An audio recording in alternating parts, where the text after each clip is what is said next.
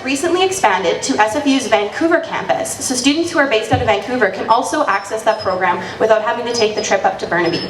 And currently, the Food Bank Working Group is also almost has completed expanding the program to SFU Surrey campus as well. And additionally, we have another layer of the program where students who live in residence can redeem the vouchers at the dining hall, and if you live in residence, you can actually have the vouchers delivered right to your door. We're also working on getting food vouchers redeemable at other grocery stores to better meet the needs of things like targeted levy. We have an agreement with SFU Student Services negotiated where they will actually match that contribution up to $16,000 per year, which would provide an annual budget of $32,000 for the Emergency Food Bank program, which is going to be enough to meet the current needs and ensure that for years to come, students will have that support and have that surety, which we think is really important. So for all the candidates in the room, you are allowed to endorse referendum proposals, and I would really strongly encourage you to support this publicly. It's really important, and if you don't already post it on your Facebook events, please expect to hear from me this weekend. I will follow up and encourage you to post it publicly. So yes, it's really, really important. It's needs help the most. I do encourage you to vote yes, and also express your support publicly for this reallocation. Thanks. Is there any, and I'll answer any questions if anyone has them. Well, good, it's a no-brainer. I think so too.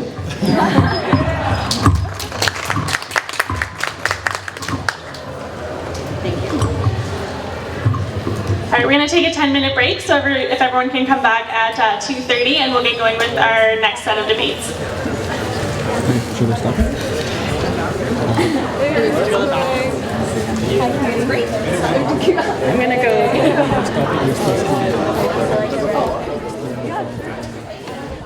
Yesterday we told you.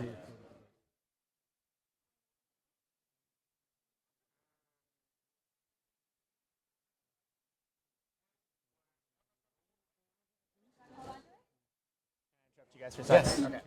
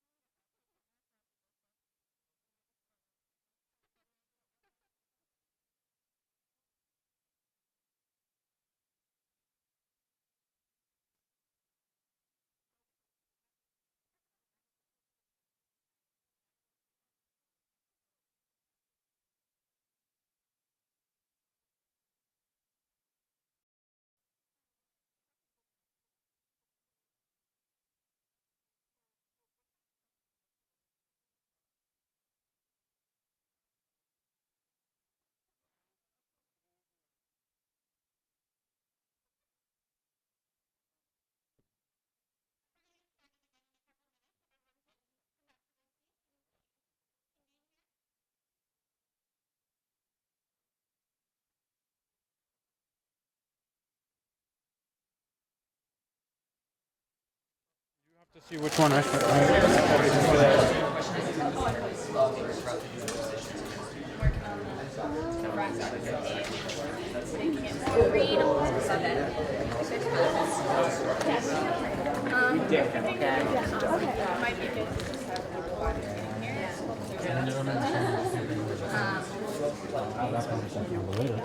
All the candidates up and when everyone talk about it.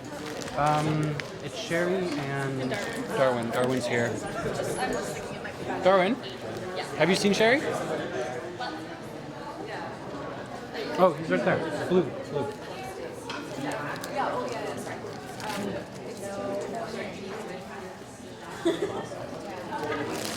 Yeah, I think we should do it. If you want, I can do mine first. And then you can follow up. Huh? All right, if the VP Student Services candidates want to come up to the stage for me, that'd be great. Just for you. What? Just for me. Just for me. Your turn? Framing? It's really far away. Yeah.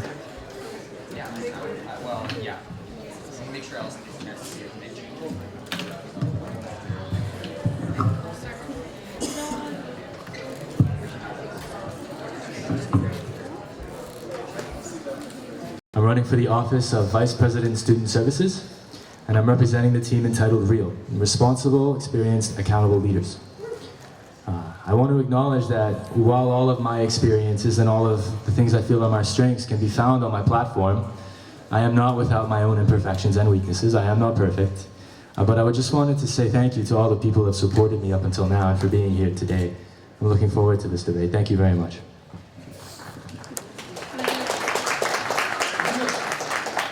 And a lot of students are not aware of the services that SFSS provides, and there needs to be done. We have to create more services such as job opportunities and such as employment services, such as accommodation services, and we really need to improve our FBS. So, Same as I asked in the last debate. In the last debate, Sherry, I asked you if you could please tell me which service you think is the most important service offered by the student society. Last time you said that you feel like they're all equally important, and I respect that, and if you'd like to stick with that, absolutely, that's okay. But I'm very curious to hear your thoughts on this question, which is why I'm asking again. Thank you. I would still say that all the services are equally important because I mentioned earlier, students pay millions of dollars every year. They pay $750 every month to all the board members. So I think all the services are equally important for us. I would mention a few if you like. FBS is currently in losses, and I think we really have to work there. Have copy center services and all these services, and I want to create a job opportunities platform and the off-campus accommodation platform where students can look for on-campus job opportunities, which our vendors provide, and off-campus accommodation, because a lot of international students come every year, and if residence gets full, they really look for the place where to find the job off-campus accommodation. Thank you.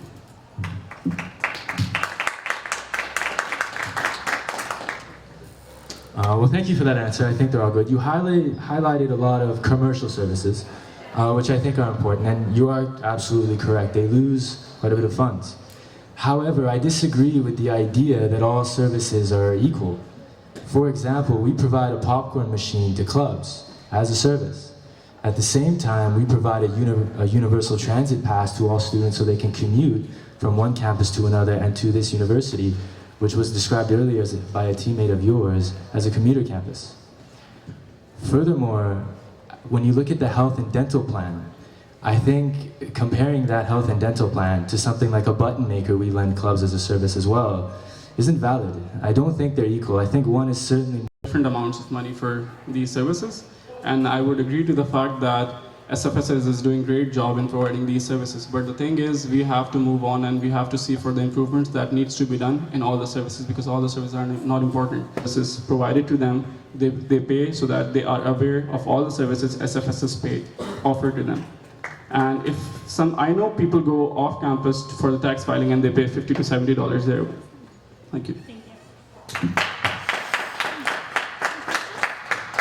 Yeah, I have a question, and I would clear it in the beginning that I'm not trying to attack or I'm not trying to do what happened for the VP internal service, VP student life. So it's certainly not like that. I'm trying to make fact, logical fact, and I'm trying to talk about that. So your next term's plans are amazing, beautiful. But I was going through your last year's platform and I do not see any of those promises being fulfilled completely, or most of them I would say. Would you please tell us 3 to 5 things that you have done this year as VP External that you mentioned in your last year's platform? I'm asking this because this year you are again saying so many things, like you would introduce the database, you will negotiate with UPass and insurance companies, and these are all really good things, but if you are elected, how would you be able to do all this in your term if you could not do much of whatever was promised in your last term or this current term? Thank you. Again, I'm not attacking on him or I'm not. Thank you. So that was a two-part question. I'll start with the first. So last year's platform, many of those things have been done or have been attempted for certainty. For example, public relations. Our website's traffic is the highest it's ever been. Social media traffic is at the highest it's ever been, which are both claims I made to improve on.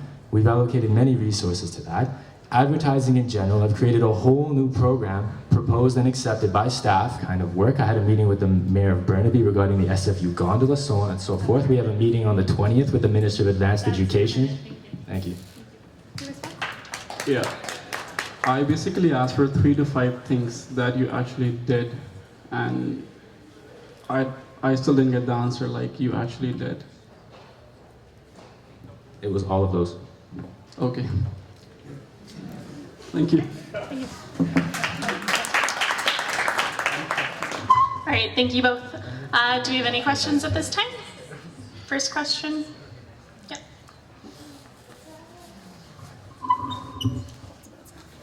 As VP Services, will you support the Food Bank Working Group, and if so, how? The Food Bank Working Group. Okay, I can answer to that. I certainly support this because I feel it's one of the services I think current referendum is trying to do, and they are trying to provide to SFS students.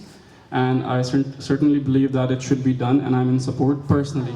I will not say as a team or something. I personally believe that should be done, and it's really good for the student service. Yeah, thank you. Before I go on to answer that question, I just want to acknowledge all of the work that has gone into the Food Bank Working Group this year. We've had a number of board representatives, Sade Bukert, Shalina Skarcha, Sadnam Khan, Ayla Kuner, among others, and SFSS staff who put in a lot of time and work. The SFSS Food Bank is not on my individual platform, but as we are a board and as we are a team, if prioritizing that working group is done, I will happily contribute in the best way possible. Practice would not justify to create that program in the first place. I think there's a lot of opportunity for students in need for food options to be able to pursue them in detail. I think this food bank offers people,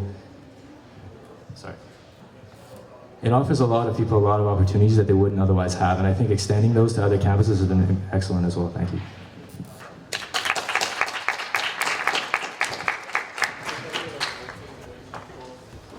So over the past week, we've heard a lot of words thrown around that range from sustainability, engagement, transparency, accountability.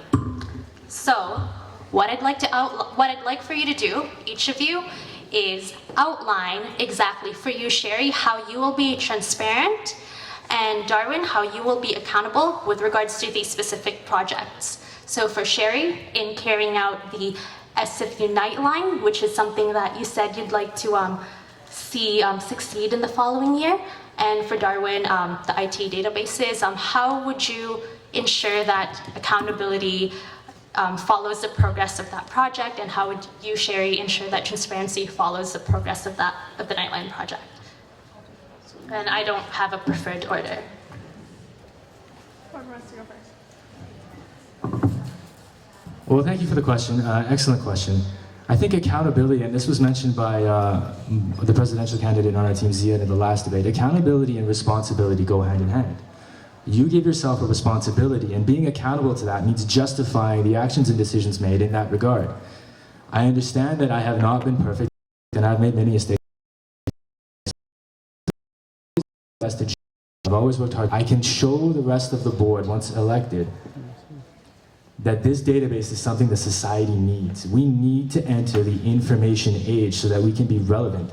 It's 2015 and we push paper, a lot of paper, and to do so is absurd if you want the honest opinion. Even if the funds are not available, if the space expansion reallocation fails and so on and so forth, we can look to providing professional development to someone on staff to learn how to construct them and hopefully acquire a member registry to put inside that database, because it's the first step to making all of this happen. Thank you. So a really good question, and thank you for bringing it up. So Nightline, which has been deactivated or which has been not activated since 2011, I really wish that we can work to bring it again on campus.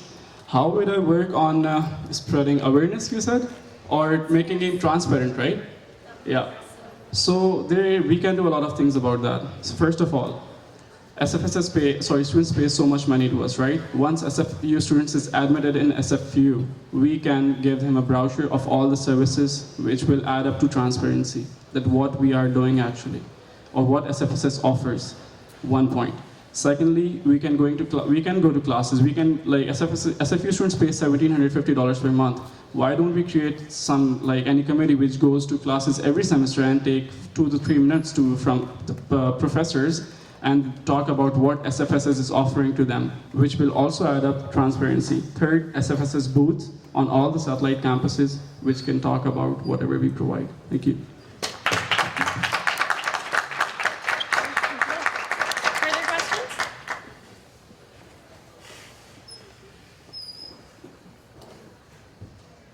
No further questions. Okay. Melissa will ask the question. One question, final question, I guess.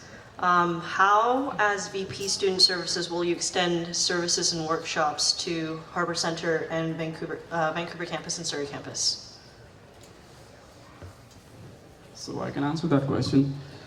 I mentioned before, like, there are a lot of students who are taking classes in the satellite campuses, but they barely know what SFSS is or what they do or what they offer. First of all, we can introduce TV screens, or we can use which are already there to actually portray or show whatever we are offering. Secondly, how would we take these services there? It's, again, going to the classes, telling them about the services.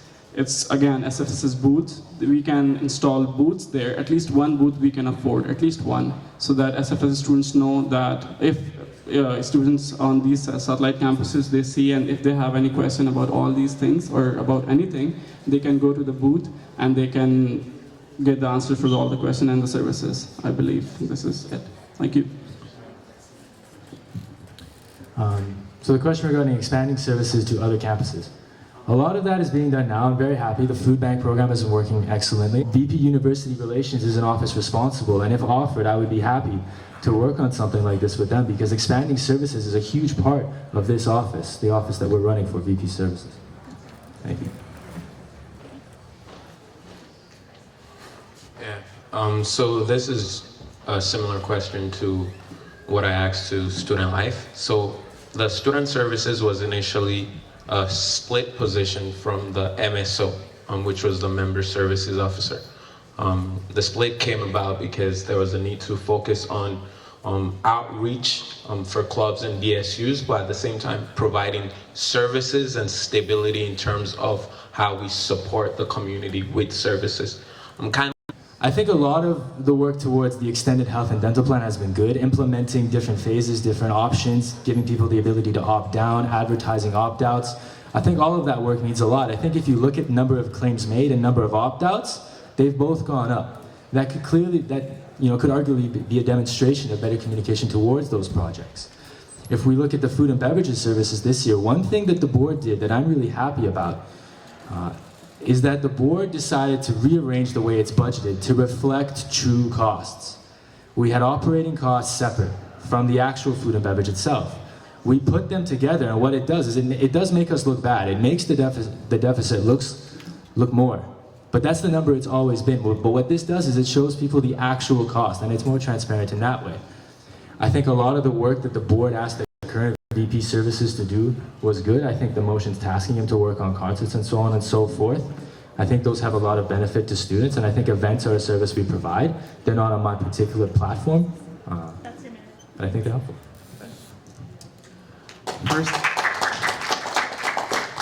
First thing to me is commitment. That's very important. And why I'm saying this, as you mentioned, FBS is in losses, right? It's in losses. Unfortunately, and it's very sad to see that we didn't have any FBS meeting for this semester, which comes under services. And I tried to access the minutes, but I couldn't find any, which shows that there was no meeting for FBS. So first of all, commitment. I will be focusing more on whatever I'm elected for, and what I am given from the board, and what comes under my job description. And I would say that I believe that health insurance claims have gone up, but the number has gone up too, the number of people who have opted out, because I believe that students are not aware. Personally, I was never aware of the insurance plan, which what it totally covers. So again, thing comes to the main point, awareness of all the services which SFSS provides and charges for millions of dollars every year. Thank you.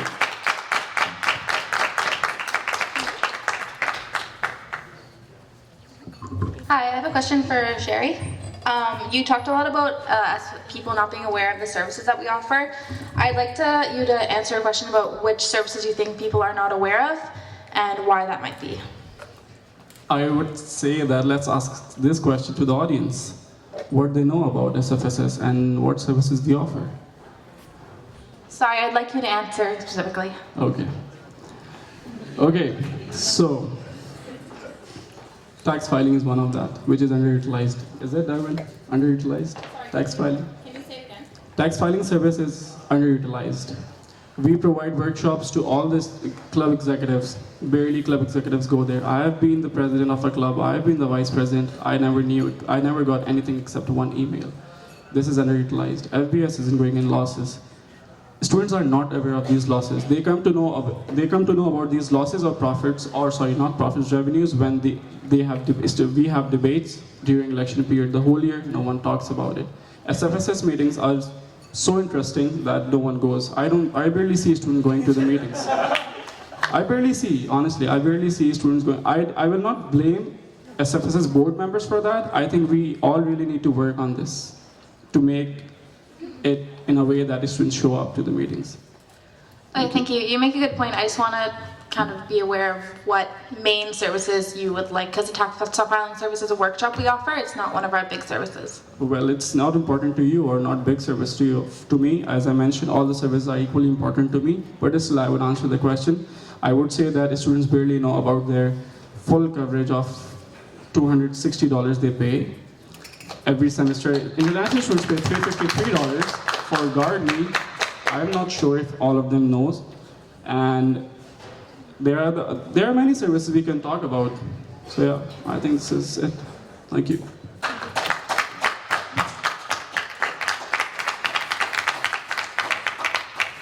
This is a question for both of you, and we'll go in that order, I guess, since you were talking last. My mistake. Some of the presidential candidates, I think 2 of them, hence why I said both initially, but there's much more. Some of the presidential candidates have specifically food and beverage service plans in place in their platforms, both a $5 pub menu and a Toonie Taco Tuesdays. And I was wondering what your opinions are on these specific plans. Thank you.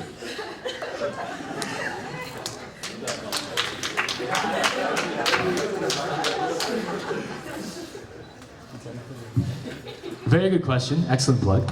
I think as we move forward, looking at the ability to offer lower cost food options on campus is vital. I think being able to try and spread those is even more important. As for the specifics of being able to make them happen, I personally am not aware of how realistic that is. I am not the current VP services. I'm not privy to those. I don't receive regular reports from the general manager. Arguably, the entire board should. That's a question of an internal efficiency thing, which I do have addressed on my platform. But what I will say is that if we can offer less expensive food options to students, all the better. If we can do that without hurting the deficit, that would be perfect. I think it's the management who needs to work on this, and I would make sure if I'm elected, and I hopefully will be, that I consult with the management, especially the pub manager or the FBS manager we have, if it is realistic to say that we will be able to do it, or it's just to get votes. I shouldn't say this, but I don't see. I should not say that, but I believe that we need to consult with the FBS manager about all these things before giving such statements, so I would not say anything except this. Thank you. Last one. It's too short, sorry. Great hat, Eric, by the way. This question is for both of you, but more so towards Sherry. You've said that to you, the tax filing is just as important as, say, the UPass. Now, the tax filing is used by maybe 100 students, whereas the UPass is used by the entire membership. So then, how is it that if something is as important as the other to you, how would you prioritize which one you need to spend more time on? Because this job goes by very quickly. And they pay 54 more every year. It's not that important as compared to the insurance or the other services we provide, but I would not say that it's less important than that. Again, I would mention students pay millions of dollars to us. They pay $17.50 to us. We should consider all the services equally important. The scale of the services can be smaller or larger, but importance is equal, I believe. Thank you.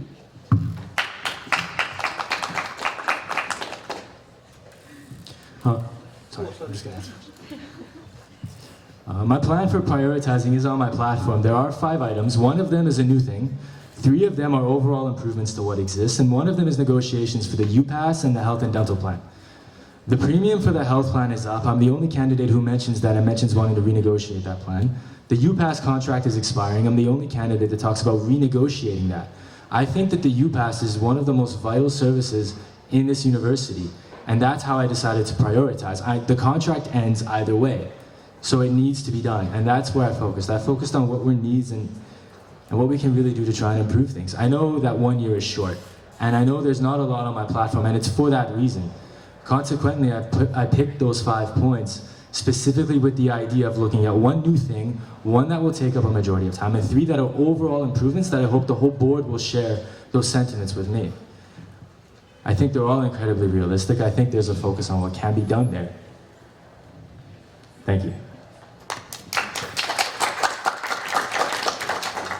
So I have a question for both of the candidates. So you have been talking about lack of awareness, especially Sherry, that students don't know about these services, whereas we have tremendous amount of services that are being provided to students by SFSS.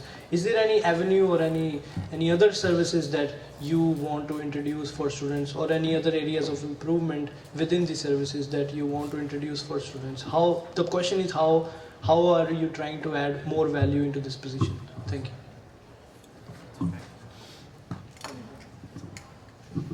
Okay, thank you, Darwin. It's a really good question. I have mentioned 2 services that I would really like to add in student services. First of all, it's employment services, and secondly, it's accommodation, off-campus accommodation platform. We have a lot of vendors, our vendors provide, or just in general, whoever provides, so that we can give them this service. Also, off-campus accommodation. Usually in fall and spring semester, residence gets full, and students look for other places. I really want to see a platform where SM about it, definitely. Thank you. So that question looks at spreading awareness and looking at introducing new things. So I'll start with the awareness. This year I proposed an entire plan to completely restructure the way the society... It's the exact things that Sherry's talking about and you're mentioning in your question. So to address those, we came up with a new plan to approach it. We streamlined everything as best we could to put it in the office best suited to perform it. And improvements are going up because, as we can see, all of the traffic on all of our online platforms. I think to do that streamlines everything. It provides the platform to actually engage student consultations, to look at what people need and look at what they actually use. That's your minute. Thank you. Thank you. Great. Just in the interest of time, we'll go with closing statements. Sherry, you can go first. First of all, I would like to thank everyone who came here to listen to our debates, last one. I believe that most of you would know, and the current board members of SFS would agree to the fact that I have great experience of serving communities in the past 2 years, and I have the required skills that I have gained over the past 2 years because I have been in executive of clubs. I have done as junior business analyst job in 2014 and other experiences. What I believe is that I can do this job, and I'm not the one who will claim a lot of things, but I will make sure whatever I claim, I will do it. Vote for me, vote for School Spirit, because School Spirit is real. Thank you.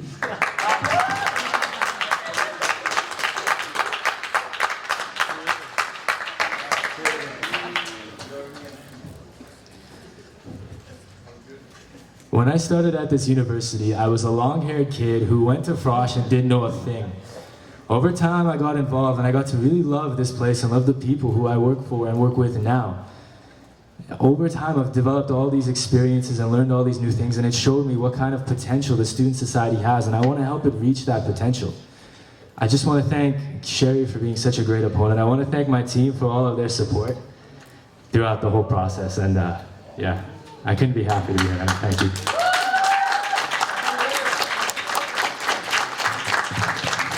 Thank you both very much. You can have your seats. And last, I would like to thank all of you guys who organized the debates. Thank you. I forgot to mention.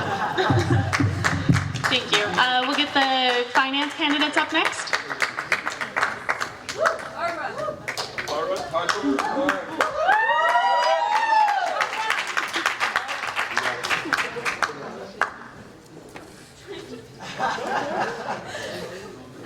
Honestly, Melissa,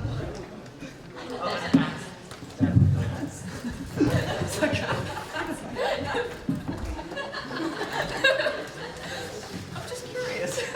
Just wanted to know. You mentioned it. Barbara, you can go with your opening statement whenever you're ready.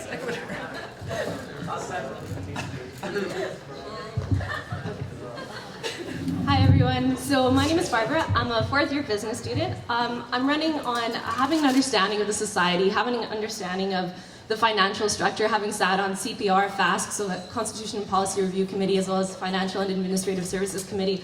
I have experience within SFU and other areas as well. I'm ready to take on a representative role for our student body, our undergraduate student body at SFU. And I have a realistic idea of what's possible to be accomplished within this position. So I'm looking forward to where today goes.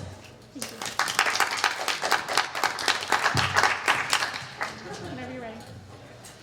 Hi everyone, I'm Karan Thakur. I'm running for VP of Finance for SFSS. I just want to start off by saying that all the candidates here are doing a phenomenal job, and I have a lot of respect for you guys. And I think you guys are really engaged, you guys are really passionate people. But I really want to draw your attention to Adam Potlin's point. We are making a lot of promises, we are making a lot of statements, but are those realistic? Do we have the finances? Do we have the operational abilities to actually make those things happen? If you vote for me, I promise to make sure that if you are promising something, we will put it on the table and we will work on it.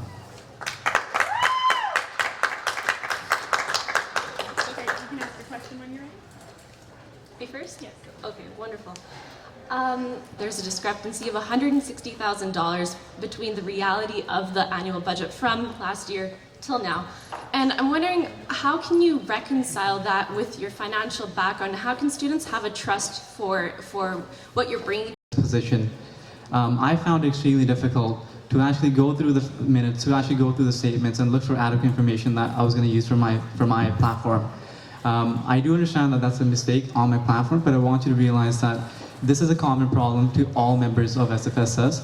All students don't have a good understanding of what the SFS is and where the finances are going. And I just want to say that there's absolutely no transparency in the way the SFSS functions. For example, how many of you do actually know that the SFSS is actually investing money in green tech startups?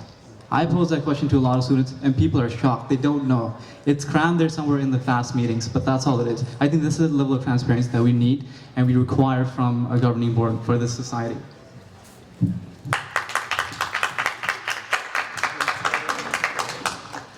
All right, so just a first point, I do understand that financial statements aren't something people usually understand.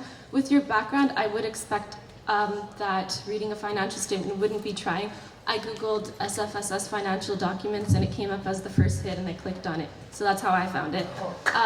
But that was just to address that Adam Potman has had an initiative in order to make it more transparent. There are pie graphs actually as well in addition to the financial statements, which are actually a little more accessible in terms of a transparency issue. What I bring to the table is that I'm able to not have this learning curve ahead of me. I have had an involvement with the last year and a half. I come into the position ready to serve as your VP of Finance, and I don't need extra time in order to address issues that don't actually exist.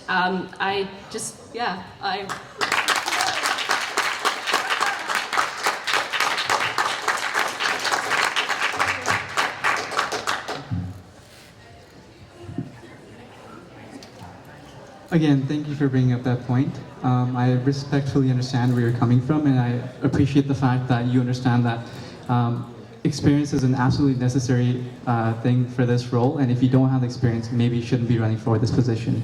I can absolutely assure you this too. Yes, it's an error that I've made, but if you do look at my platform, if you do look at my history and the experiences that I've had, you'll know that I'm well advised in business, I'm well advised in my financial acumen, and on top of that, I know what I'm actually talking about. For example, you made a promise to actually bring in bonuses for the executives on the SFSS. And at the same time, you're also looking to reallocate more funds for club activities. I mean, with the funds that we have in place and with everything going on, how is that even a possibility? And is that even realistic? I know you're running for real, but I don't think that's real. It's just a response. Okay, thank you. Oh, I thought that was like back and forth twice, so that's... So he still has time to respond. So I'm responding now again? No, Sorry. That was your response. Just to clarify, was that your question, Barbara? No, my question was about the financial statements, so I thought it was out of order, but thank you for the clarification.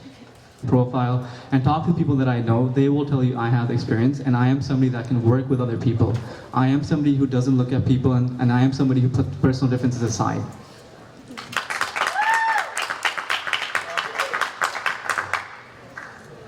Okay, Karan, you can pose your question if you'd like. Barbara, I understand that you have been involved with the FAST committee, but I wanted to ask you, what are some of the other relevant experiences you have outside of school managing finances? All right, so in terms of the day-to-day functions of this position, the functions that you're carrying out are signing check requisitions, you're looking at budgeting for the next year, and yes, we have invested in green initiatives. Personally, I have also worked for my dad's business. He has a flooring business. I'm an administrative assistant for him. I cover a lot of his finances administratively, which is actually directly relevant to the position in terms of the day-to-day. Furthermore, I think it's very important in this representative role to have an understanding of what students are wanting you to bring to the table when you're going to the board of directors meeting, when you're speaking on behalf of students at FASC, making decisions in terms of the finances. So my position, my experience is twofold. Not only do I have it outside of school, but I also have it within school, and that's what you need to bring to the table in order to be successful in this position.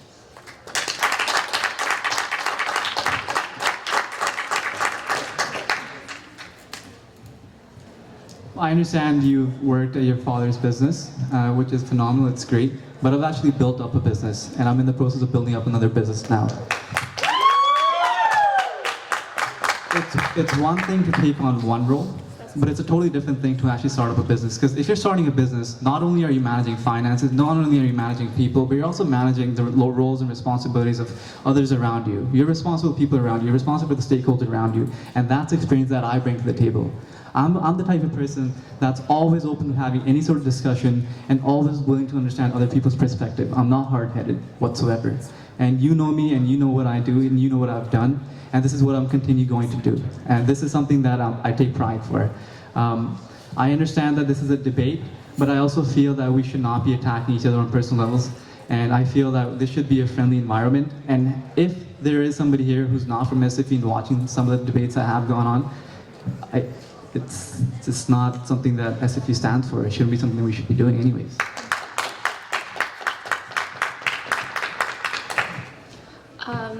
Yeah, so in terms of having a relevant experience, I just would like to emphasize that coming into this role, I have experience within the SFU community. I come into the position having a 1.5 year experience of volunteer experience within the SFSS on committees, as well as outside of the SFSS with this Student Senate, with being a business rep on the Student Health Advisory Committee, being a new student orientation leader, being a delegate for the Model UN at UBC, and I feel like what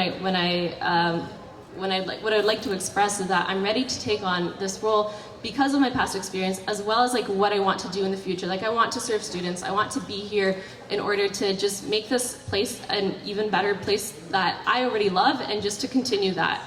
So thank you.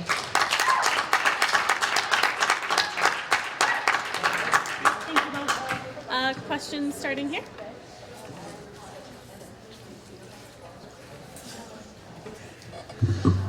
Question for both candidates. Is the Simon Fraser Student Society in the business of making investments?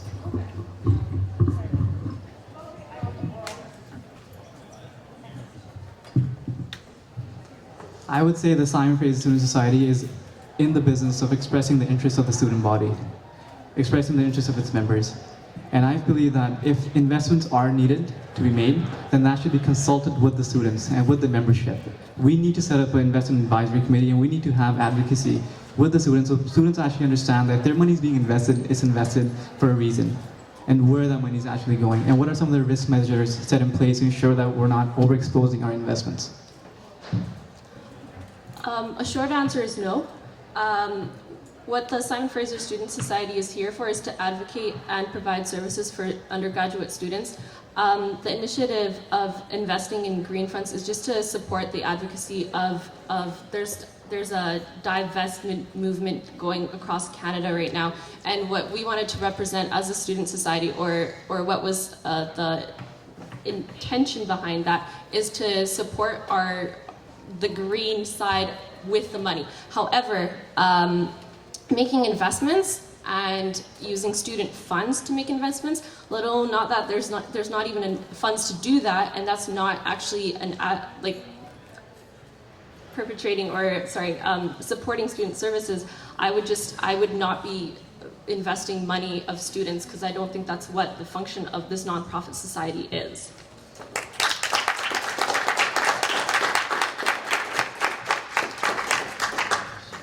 I have a scenario question to you guys relating to stipends. So, yeah, I guess it's pretty interesting. Scenario questions haven't really come up as far as I know. In the hypothetical situation that a committee chair comes to you and tells you that they've noticed that another board member who is named to a committee has billed for a meeting that they haven't attended, and there's proof of that via minutes, what would your next... Stipends Appeal Committee. Thank you, the Stipends Appeal Committee. Coming into this position, I understand that there is a lack of just even an accountability measure that's in place, that's tangibly in place, and I think that is a problem. Just because if you have someone that's not attending committee meetings and they're getting paid for it, that's an inefficient use of student funds. You're paying someone for that. You're paying someone for that for someone that's actually not coming and doing their job. So I do believe that I would try to ultimately decreasing the stipend that's issued to them would be something that I would work towards.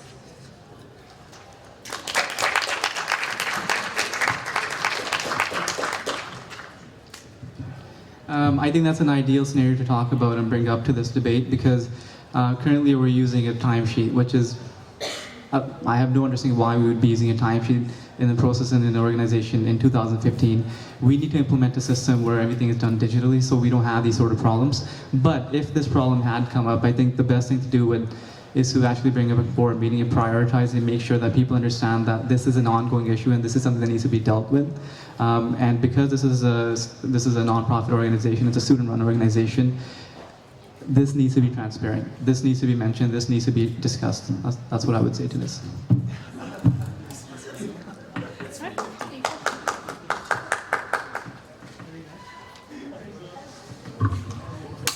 So basically my question is for both of you. As you guys specifically know that the SFSS runs on a very tight budget, and as the other candidates have already talked about plans. Again, that's a great question. Thank you for asking that question. We have granting committees. We have various committees that grant funds to clubs and events and for events, but we don't actually have an organization or a committee that's actually focused on drawing funds for the purposes of the SFSS. And if you were to elect me, I think that would be a priority that we would need to set at the board, because I do realize that I'm only one of the 16 elected members, and this is something that's important to bring in more funds. And to do that, I think looking at funding options through grants and other various initiatives through the community, it's an ideal thing to do.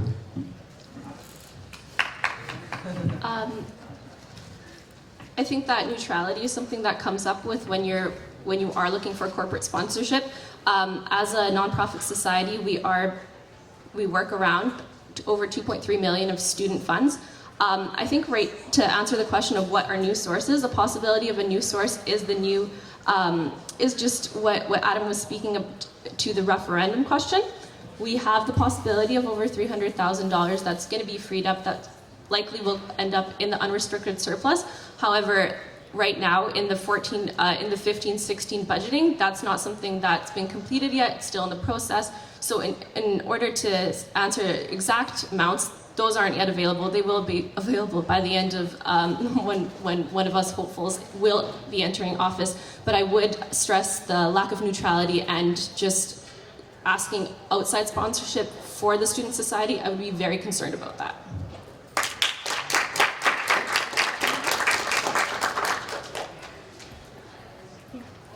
Great, thank you. As Barbara mentioned, understanding financial figures can be particularly challenging for non-business students.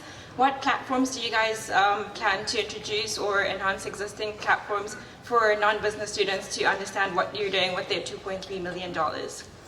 Yeah, I would love to answer that question. So in my platform, actually, I have a plan to use something that was started by current board members called SFSS Shorts, and in that I would like to just express in a way that's much more understandable to students that aren't in business how the financials work within the society. Because I know that when I was starting, and when you're starting to make decisions within the facts as a student at large, it was confusing. And I'll be honest, even as a business student, when you're sitting on that committee, you're making these decisions, but in order to figure everything out, it did take a little bit of time. So making some kind of within the SFSS Shorts online media, as well as. But I think we really need to have open room discussions where people can actually come in and ask questions, where we can actually sit down, explain to people what's actually going on.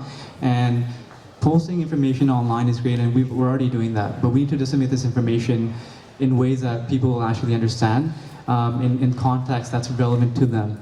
So if somebody's coming from a club asking us information for money, that needs to be available in their context, needs to be available so that it's relevant to them. And I think that can best be done if we have more. Executives of the SFSS will get paid over $120,000. For the people who are kind of standing around not listening, these people will get paid over $120,000 of your money collectively.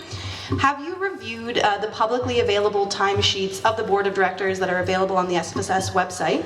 If so, do you see any issues with them? And if you see issues, do you have any plans for improvement or ideas for improvement?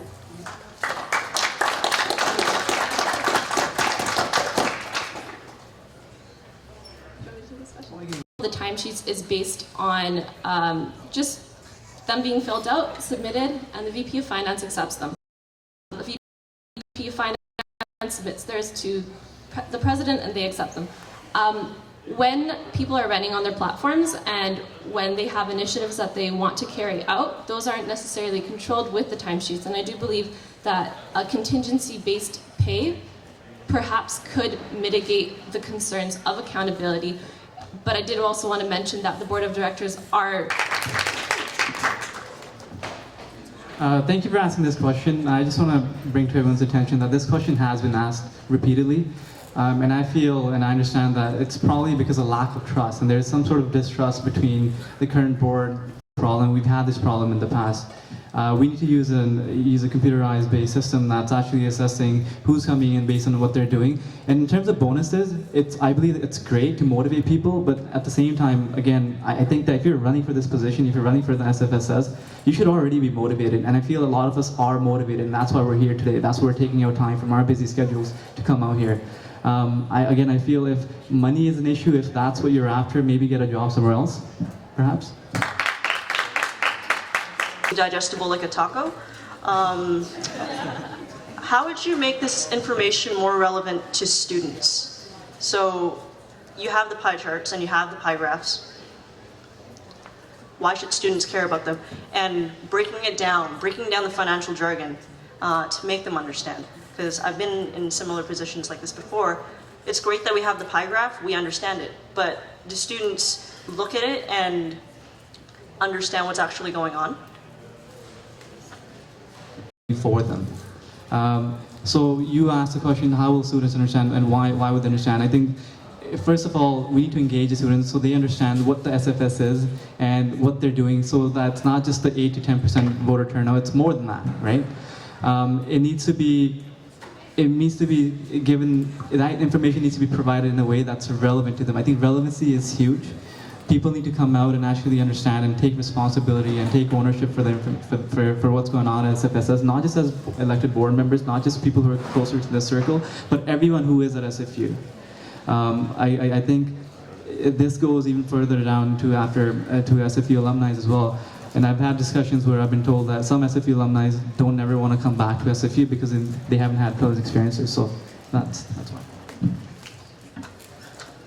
In terms of bringing the financials even with more clarity and showing people where the money's going, I think bringing it down to a personal level and showing the financial structure for the example of a SFSS shorts clip that will tell them where the money's going, how it works, and what services they are ultimately able to get. So bringing it down to their level, showing them where the money is going, but also how it benefits them, because it's coming out of their pocket. So showing them where the flow goes and how it can come back to them. Because I feel like some students are perhaps thinking that they're just giving the money to the SFSS, but aren't sure how it's coming back to them. So showing the full circle would be what I would strive to do.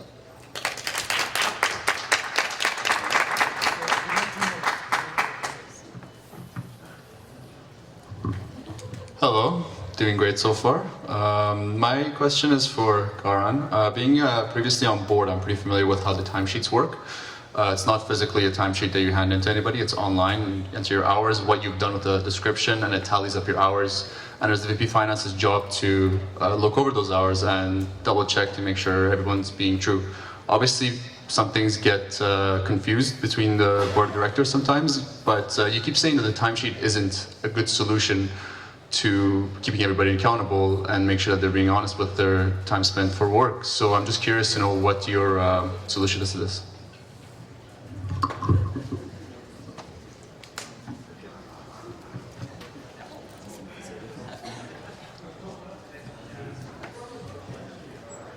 In any situation where you're actually asked to put in a timesheet and actually you're asked to fill in how many hours you've worked, it's not feasible to have cameras following you around 24/7.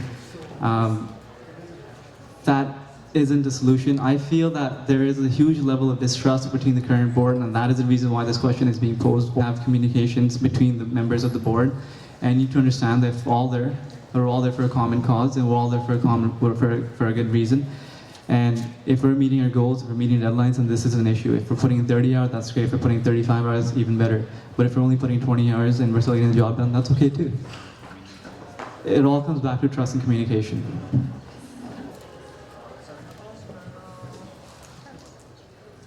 Sorry? It's closing statement? No. Oh, the question was for me too. Oh my goodness. Wow. Yeah, no, it wasn't. Sorry. Yeah, that was only for... Okay. I think I'll get the last question. Okay. I just want to ask something more broad picture for both candidates. How are you going to save students money, and can we keep away from the buzzwords and the jargon? And like, I'm specifically looking at your platforms, and one thing that stuck out was internal efficiencies that Karan mentioned. So what's the plan? Are we getting rid of departments? Are we getting rid of certain operations? Are we getting rid of staff? What's happening? That's a great question again. So I emphasize operational efficiencies, and the way of doing that is actually to reallocate money for clubs. Because at the end of the day, I think if we're making an impact, it's through the clubs. Well, that's one of the ways to do that. And I think we need to reallocate the funds based on the amount of students these clubs are servicing. So if there's a club that's servicing 500 students and that club's putting on a lot of events, then that club should have access to more funds. Versus a newer club, for example, my club, Entrepreneurs Club, which is recently established, and it's got about 20 or 30 members right now. That's it. And if that club is also asking for the same amount of funds as a Accounting Students Association club, then that doesn't make any sense. So I'm not looking to cut back on anything. All I'm saying is we need to reallocate funds based on data, based on what's actually being produced, based on results. All right, so I think that the way that grants are currently issued to clubs, that is something that they try to address based on the event. Funds are therefore allocated. Furthermore, for efficiency within the society, I think that the 300,000 that's coming in, I think that that's being reallocated. I think that seeing where student needs are greatest, I think that allocating them there. But in terms of efficiency, the coming up for the FASC right now, there are the presentations that are coming up. So just looking at those and seeing where, perhaps looking at the financial statements and seeing like where the funds are already going and seeing where they could perhaps be cut down on a smaller scale like that.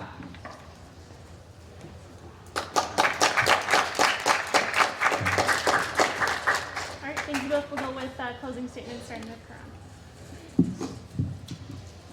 I just want to thank you everyone for coming out today and for allowing me this opportunity to really give back to the school.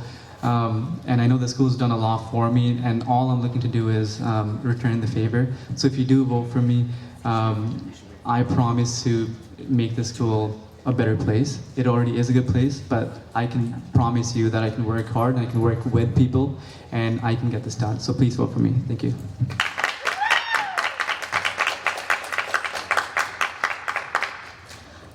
I'm running on the basis of past experience that's relevant and therefore giving me the ability to represent students and represent them well. I have a work ethic that I've shown through my past involvement within the SFU community. I have shown my involvement within the SFSS, and I have realistic goals that I want to accomplish and serve students better ultimately. Thank you.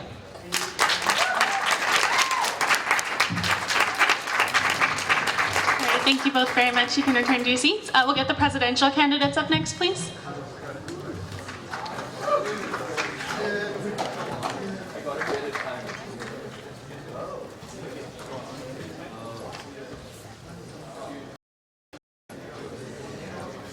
We have an hour for the president. Is that what we said, or just go until? We need one more chair. Is that somebody? Oh, sorry, that's okay.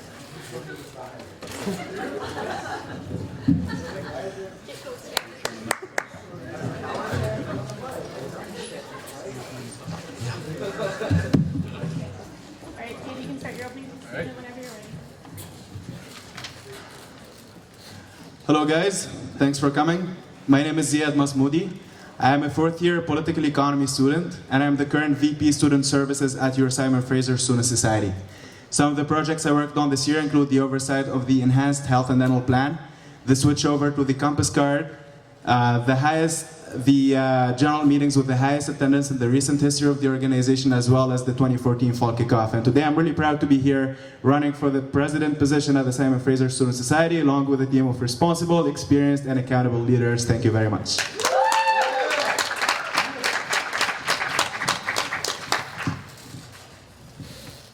Yeehaw! Well, now that I've actually got all your attention, I really want to explain to you that I really do have what it takes to take this leadership role on. I think I have connected with almost all of the candidates that are running in this election, at least shaken their hand once or twice. I feel that I can lead this team, whatever its makeup turns out to be. I have led larger teams than this who are in charge of bigger bodies, and I'm really excited to do it. Thank you.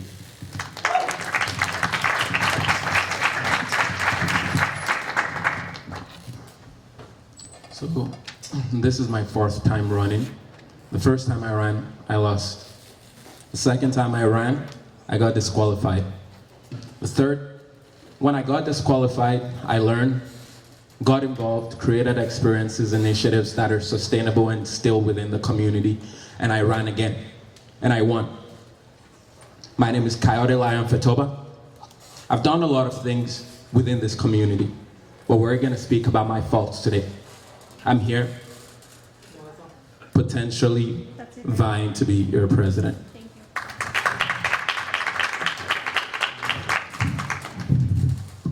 Can you hear me? Sweet. Okay. Hi everyone, my name is Enoch Wayne and I'm hoping to serve as your next SFSS president. I've been heavily involved within the SFU community for the past decade now. And through my involvement, I've really come to appreciate student advocacy as well as fostering communities. For me, one of the biggest things I can bring to the table is my transparency. And I can promise you this, is that I promise to always be honest, even though my voice might waver at times. But yeah, but that's me, and I'm looking forward to everything. Thank you.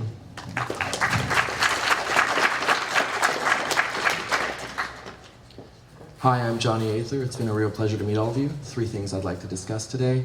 Student advocacy. I think that every student has a voice and deserves to be heard. And if I have to do that personally, I will.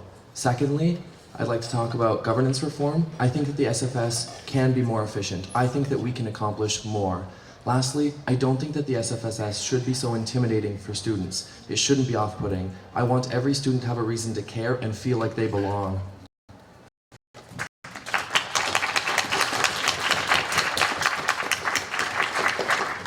Dave, you can pose your question. My question, how would you describe your relationship with the SFSS staff members?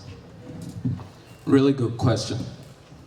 When we started our position with the board, one of the things we noticed was already problems between the staff as well as elected representatives.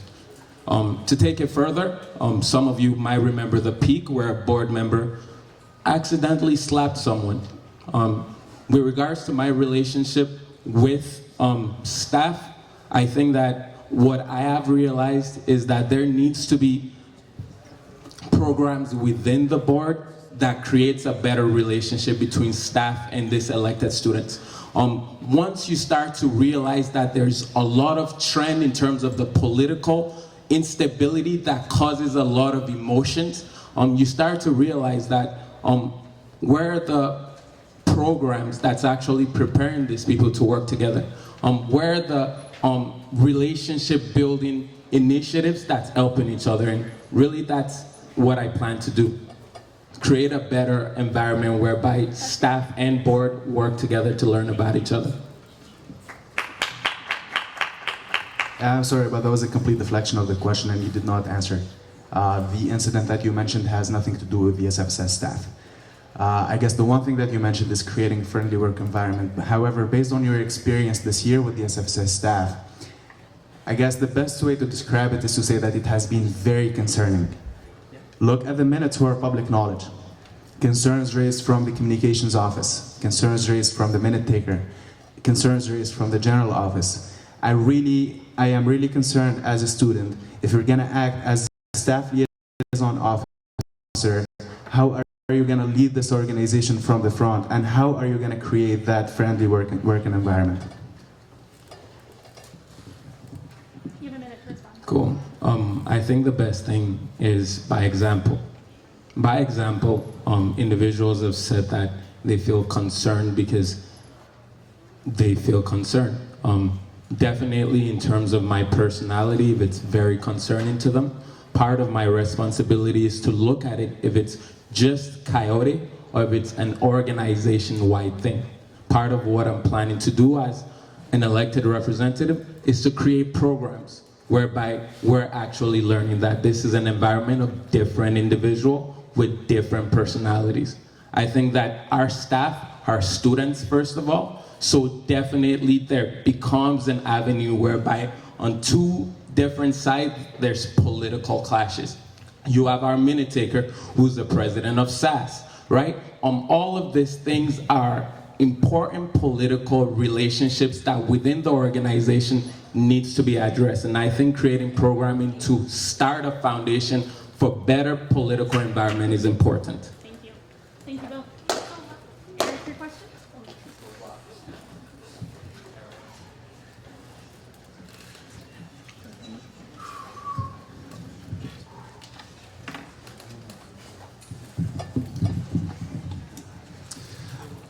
All right, so my question is for Ziad.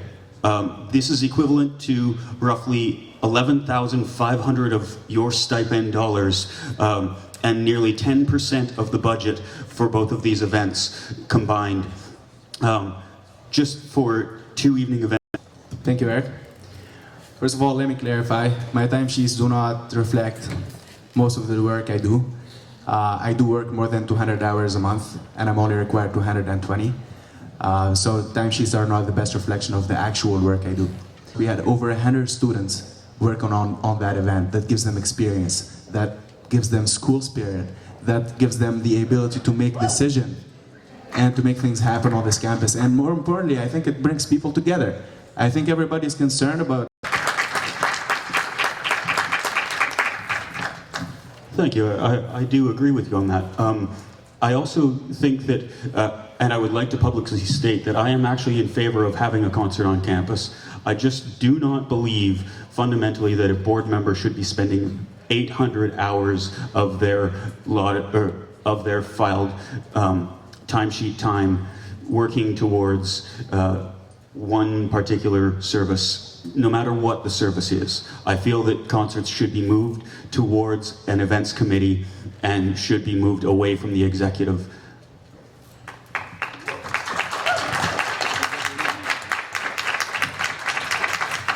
Sure, I totally see your point, and I do respect it. However, first of all, I'm not sure how you got the 800 number, because the way timesheets are, there's a column for projects, and if I say that I worked on the spring jam or the fall kickoff, it does not mean that the entire hours that I worked were actually for that one specific project. Second of all, I respectfully disagree with you. I think an executive member should lead these projects. These are projects that are worth at least $80,000, $90,000. They require signatures, they require discussions with the city of Burnaby, they require discussions with the RCMP, they require signing documents such as the facilities agreement with student services, and they require important conversations that happen at a high level, and I only think that an executive member of the board of directors should be able to carry these conversations. It's stated, you'll be working on reducing the deficit of the FBS, keeping prices at a minimum because students complain about how expensive the pub is, and continue to subsidize products and services offered by the society. Now you're running for president. Within your platform as president, you stated you want to provide students with cheaper food options on campus. And in quote, I would like to change the menu of the Island Pub to include $4.95 food menu for all food on the menu. Now, given your position is student services, describe how and what you did this year and why it is the president that should be dealing with services, given your power as student services is to provide all of those things that you stated you were going to do. Sure, thank you very much. And I do actually appreciate the question as opposed to just throwing it out there earlier. This is not a project that I'm willing to work on because I am running for president. This is a project that I have been working on since August last year.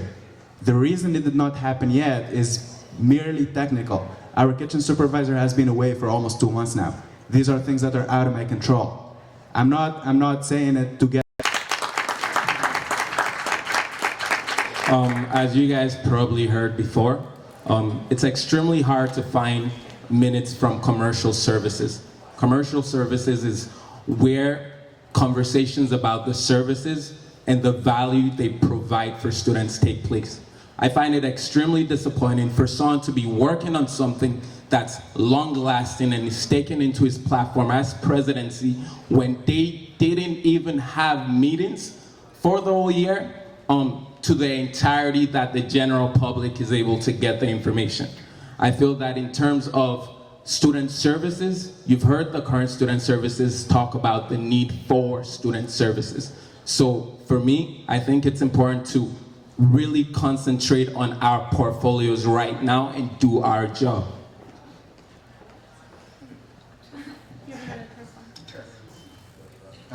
Thank you. An executive member of the board of directors is required to work a minimum of 120 hours per month. You do the math, how much time are they going to spend in meetings? Not even 1/10 of that. And so it is not my job to do everything that I am doing in meetings. My job is to work with the appropriate bodies within the SFSS to make these things happen. The candidate for student services earlier said that this kind of work needs to happen with the SFSS Food and Beverage General Manager, and that's what I have been doing because that is my duty and that's how the job is carried. I don't understand why you have a concern with that.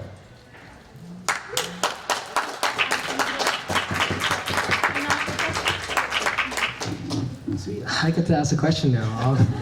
So my question isn't as heated as most of the others, so it's going to be a simple one, hopefully. So my question is regarding everybody. So it's regarding strategic planning and vision. I know that a lot of people put in their platform vision setting and goal setting. However, through my experiences with learning change management and project direction, that's just one step out of 8. What are your concrete steps, or what are your next kind of how are you going to achieve that? Because I already have some things that I want to achieve, but I didn't see those on your guys' platforms. Who would you like to answer? Anybody can answer.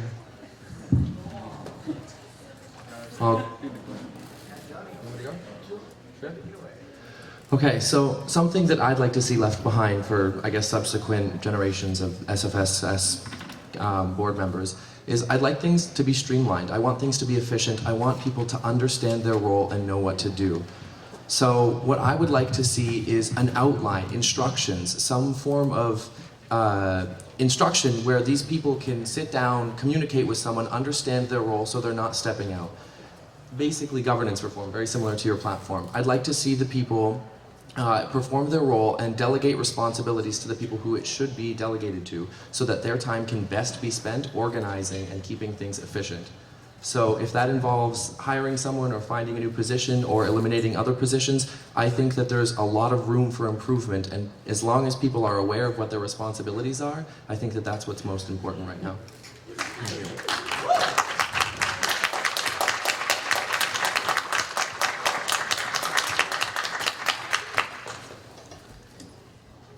So, for me, I think providing value for students in the sense of society, you'd be paying $5 for society events as opposed to a non-member that's charged $15. In terms of outreach, I want to have pop-up shops around the satellite campuses. I think definitely students coming to the general office to inquire about the SFSS that's located at the 2nd floor of the MBC, which students don't know about, might probably be a really good way to advertise ourselves. Or we could put tables around campuses and actually hire a volunteer outreach team that isn't paid by billed SFU dollars.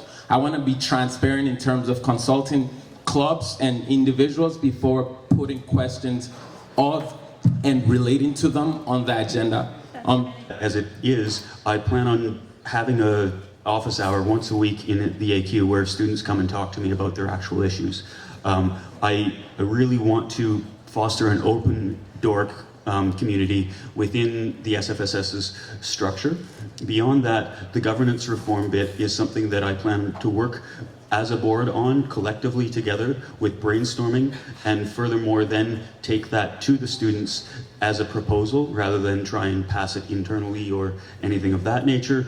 I feel that we really need to build up the FSUs in order to allow for this governance reform to take place. And last but not least, a formal code of conduct really needs to take place within the SFSS because it... Can I respond?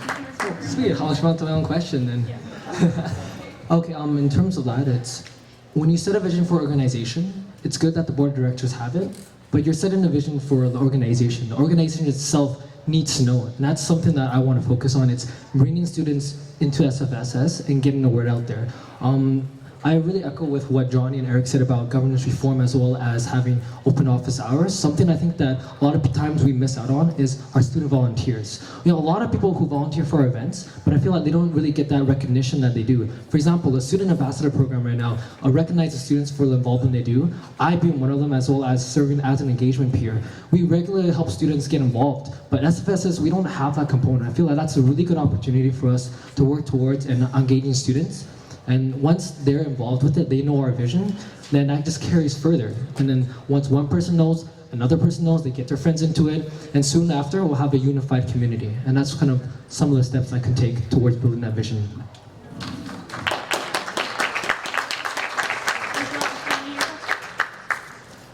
So this is a bit of a personal question for you guys. So thanks to my fantastic party, LAN party, I've learned so much and I've started to care so much.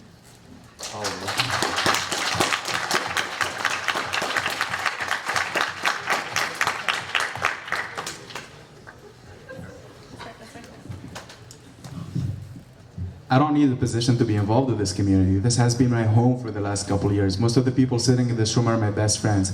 I have dedicated the last couple of years to serve this community through various positions, through various initiatives. And even when I did not have any formal position, I created my own. I created my own initiatives. I created my own events.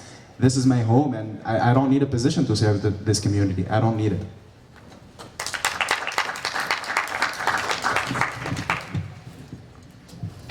So I'm a self-starter. I tend to be motivated on very primal instincts almost to just take part in things. I've started multiple clubs here at SFS or SFU, and they're running really well right now.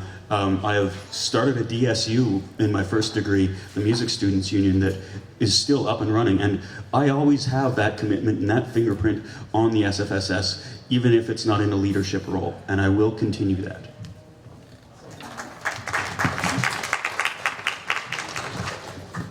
I think at the core of it, every leader is taking initiative. Individuals wouldn't be at this level trying to advocate to be your elected representatives if they hadn't taken initiatives to get involved, to create awareness, to create initiatives. And I think that all of those become leverage to mentor individuals that they can do this as well. So I think that the smallest form of involvement that we can do is be able to share our experiences of what it meant to be at this level. While you failed, it becomes an experience that all the other DSUs, all the other executives of clubs can learn from, because they potentially are going to be running for this next year. So really from the mentorship of the confidence of us putting ourselves out there, at the basic level would be what I'd be willing to be able to give to people, as well as like small posters around campus, since it's starting to become trendy. Like, yeah.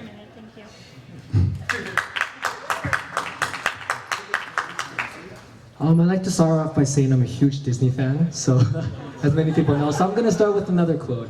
This one's from Lilo and Stitch. Ohana means family. Family means that nobody gets left behind or forgotten. And through my 5 years involvement with SFU, that's something that's always been on my mind. SFU is my home. You guys are my family. Everything I do is to make sure you guys feel connected, you guys aren't left behind. Whether it's serving as an orientation leader, being a 2-time Frost leader, being a BD mentorship program, or involved with the peer engagement program, I'll continue to do these things. Not because of the position, not because of wealth, rank, or honor, but simply because I really care about you guys. And that's why, if I win or lose, I'm still gonna be helping these people out, still voicing my opinions, and just connecting with people.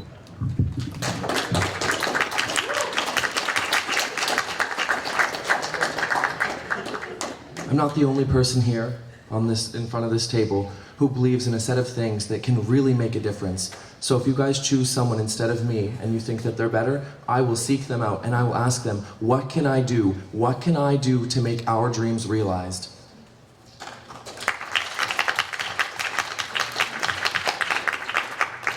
All right, thank you all for those. We already have questions. Do you want to start with the write-in? So for the president's portion, we're going to permit questions to be asked to any conjunction of candidates.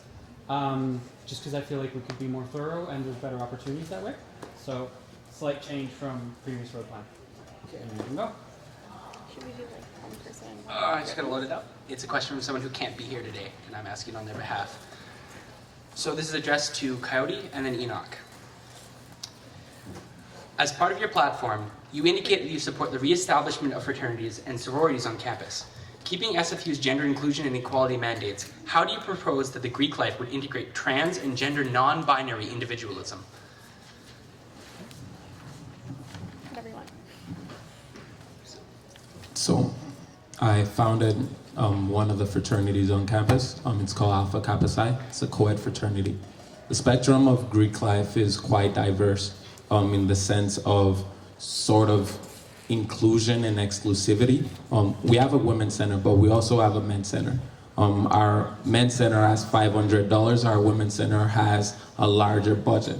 In terms of the sororities, I definitely feel that the sororities can channel the amount of self-identified females that they have to work with the women's center. In terms of the men's programming that we have, I think this is a really good opportunity to have a group of individuals who are also struggling with what it means to be a man, to really learn about that.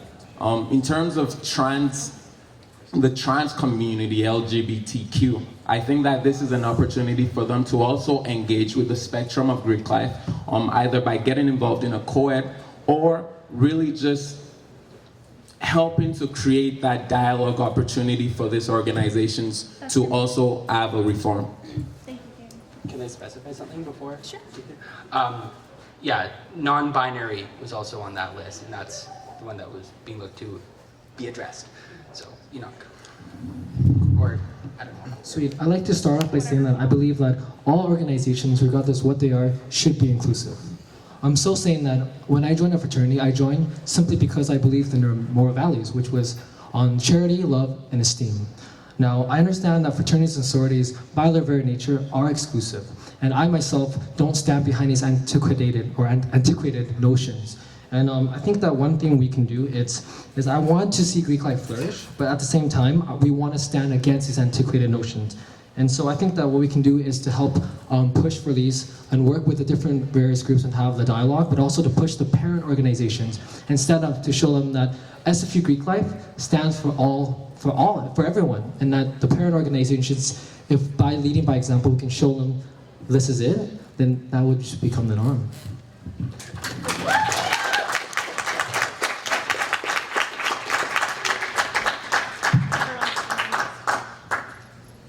That was for all candidates, right? That was specifically for those two because I mentioned it. Okay. Okay, Melissa. I have two questions, but I think I can only pick one, right? Yeah, one at a time. In recent months, the Build SFU project has become at the forefront of controversy in the society. Suggestions have been made to the extent that candidates have stated that they will look into sponsorship options. Holy shit, I just choked on myself. Are you okay? I'm fine. But this isn't guaranteed, so sponsorship isn't guaranteed. Having admitted that Build SFU is a significant financial burden to students, what do you plan to do as president should financial alleviation midway through?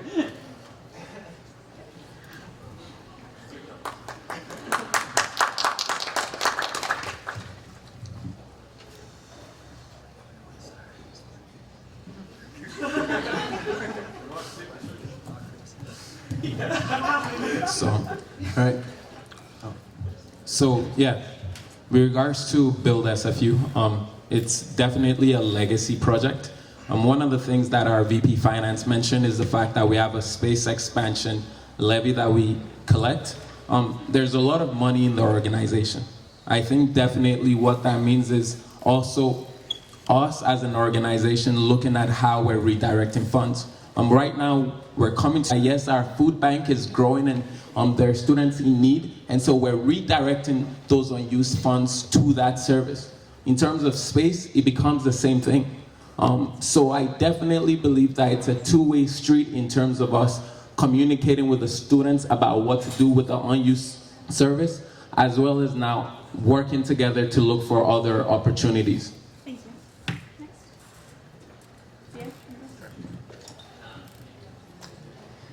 I think the way the project is budgeted for right now does not account for any sponsorship money. While it is really important to go out there and try to seek that money to reduce the financial burden on the students, I don't think we should account for that. Should we fail in getting that sponsorship money, we do not want to be in a situation where the society is liable for money that it cannot afford. But that being said, as a president, I would push for that sponsorship seeking initiatives, and I will try to work with the Office of VP External to try to get that money. While I need to acknowledge that we are still in an early process of the project, and as of now, it is really hard to get that money, and we will not be able to get to do so realistically until the project is in a more advanced stage.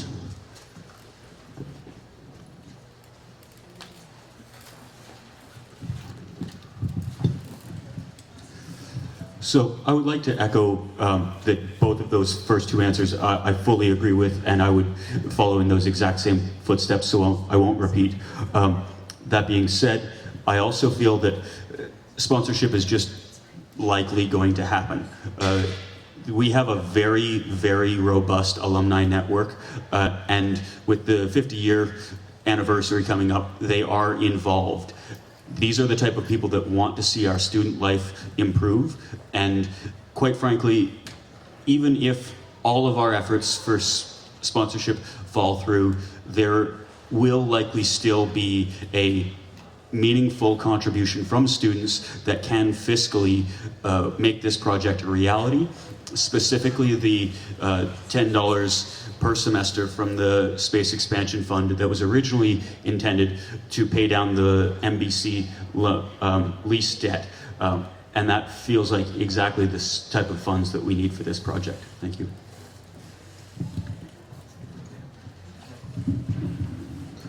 So in terms of dealing with the financial burdens, I think ethical sponsorship is something that's important, but what I wanted to focus on was actually getting to the root of the problem. So as stated on my platform, it's in order to kind of address the concerns, it's one thing that people often forget is actually the lack of funding that we have in general.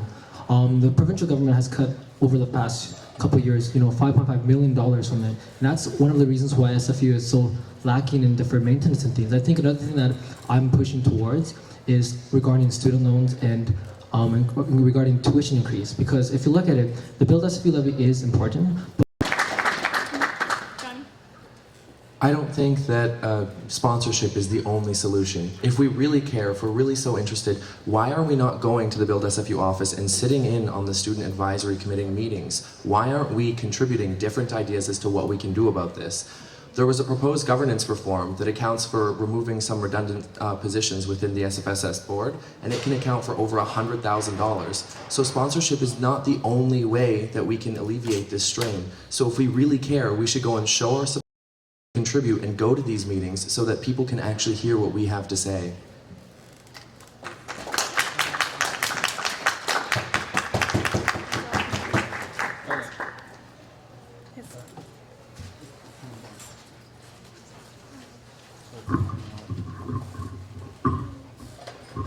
Here, I think we're just going to separate it.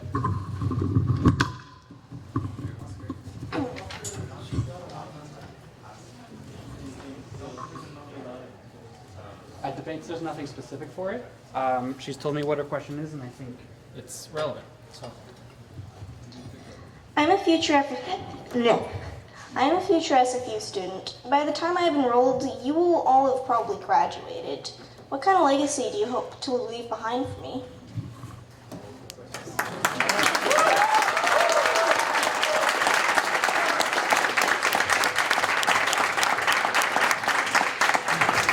That's okay if I go first? Well, so I would really like it if SFU could take a step back towards its more activist roots. I saw you today at the Louis Riel rally, and that's the kind of stuff I really like to see. People banding together and fighting for something that they believe in.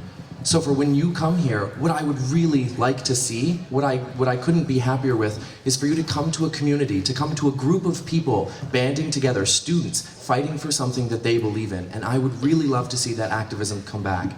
So hopefully, if I have the opportunity, I'll bring some of that back for you.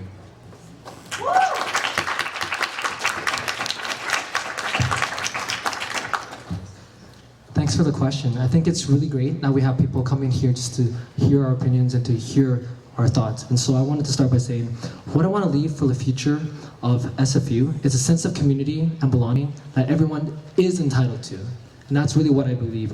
This morning when I walked into the computer science lounge for the first time in years after, being busy with things, I walked in there knowing nobody knew me. However, the moment I walked in, I was welcomed in, regardless of people knowing me or not.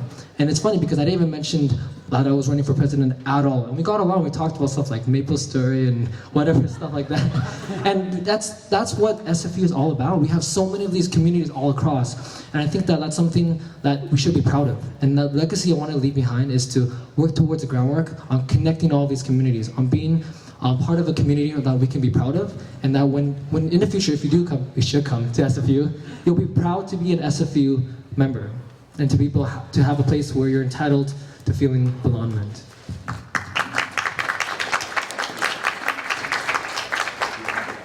The legacy I want to leave behind is one of challenging the status quo. The status quo is formal education and university. When I was in high school, I joined the origami club. I joined the chess club.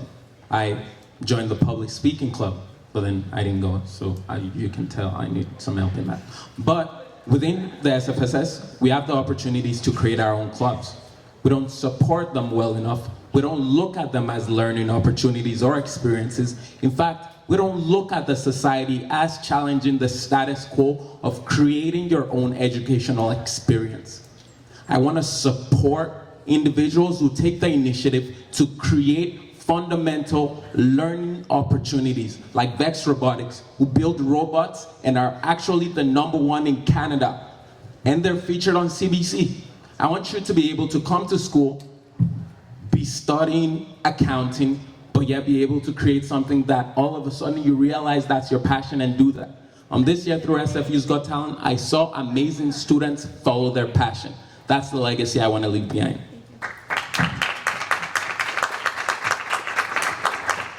Do you like tacos?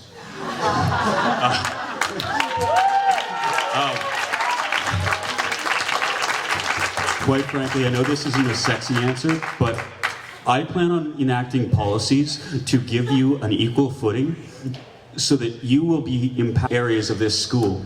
I believe firmly that the culture here is one that needs our help in policy writing to allow it to continue in a very efficient manner. It's clunky right now and we need improvement. That will be my actual main legacy, and it's not sexy, but it will actually change the way this school functions as a whole. Thank you.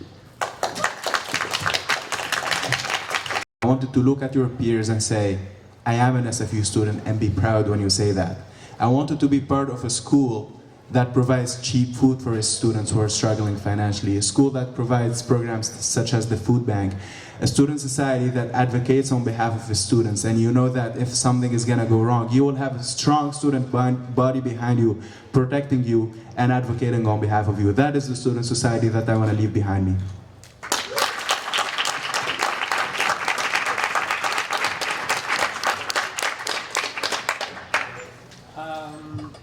We're alternating sides. I'd already told them. Sorry.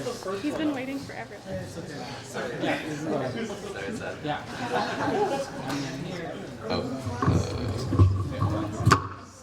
Sorry. So this question is addressed to Coyote, but if possible, I'd also like to open up the second half of the question to all candidates.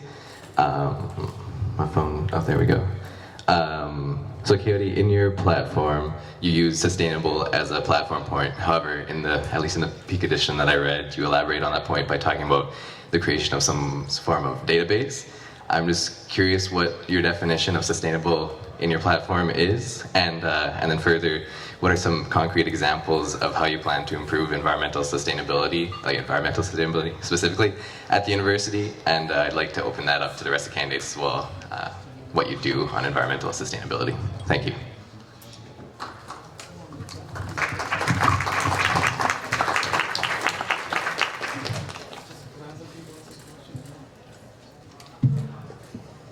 So, sustainability is creating things that sustain itself.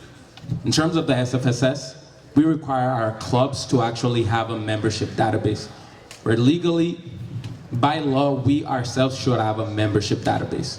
In terms of sustainability, it means actually being advanced to the point whereby you have the directory of your members in a way where you can specifically create services for them. In terms of sustainability for me, it means being at the same standard that we hold our clubs. If a club is responsible for maintaining a database for the individuals within its club so they can confirm that they're part of themselves, then we as an organization need to have that. When I speak of sustainability, what it means then is that when we create volunteer opportunities, we can have volunteers who are our members being able to do amazing things. Our organization is not sustainable. We don't have a foundation. Thank you.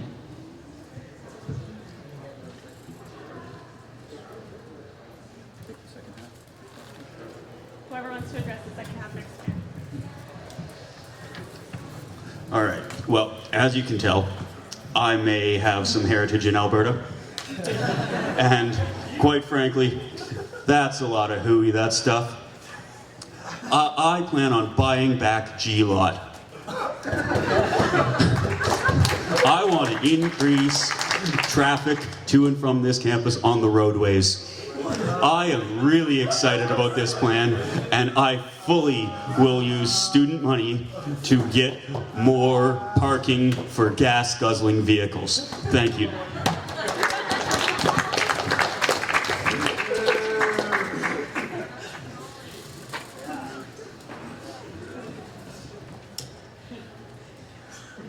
We have a bylaw that states that this student society needs to abide by all the environmentally sustainable practices in the projects that it carries. And as a president, I will ensure that the board of directors is working according to this policy and that we keep that in mind in all of the projects that we take on. And if I may mention some of the projects that have been happening this year with the environmental rep and the help of the president is the letter to Kenner Morgan about the pipeline. That is something that needs to continue with the next board because the deadline has been extended to September, and that's something that the next board will work on. And I will ensure that if I am the president of the society, the board will take a strong stand and will send the best letter of endorsement to the National Board of Energy.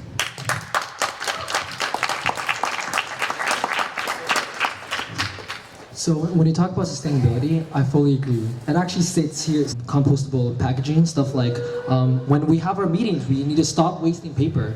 We need to, look at things that are more energy efficient. And I think these are all things that, as a board member, we can start to create that trend, start using more computer usage instead of doing that. But on a larger level, things like, there's some members who are currently working on the zero waste campaign. I think that's something that I fully endorse because it's something that, as students, if we can work towards, we can make a difference. But in terms of working with the university, we will lobby for things like that. Personally, I'm working with the City of Surrey on a project to create environmental awareness regarding native and invasive species. And I feel that together, our student society can work with the government and work with the university to lobby for such issues.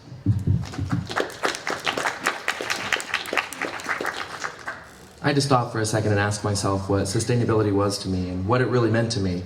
And something simple that I'm sure I'm not alone in is, just about every morning I stop, I get myself a breakfast poutine, and it's not just the container, it's not just the food in the container itself, it's not the fork, the whole thing is compostable. So when I'm done with it, I walk by one of the composts that are everywhere all over campus and I drop it off and it's mindless, and I'm so thankful for that. But not everyone knows that. I think that there are a lot of mechanisms in place for us to already be pretty sustainable. However, I don't think that everyone is aware, and I think that education is key here. I think that we need to raise awareness and we need to let people know that there are things being implemented, that we are doing things, and there is something that you can do.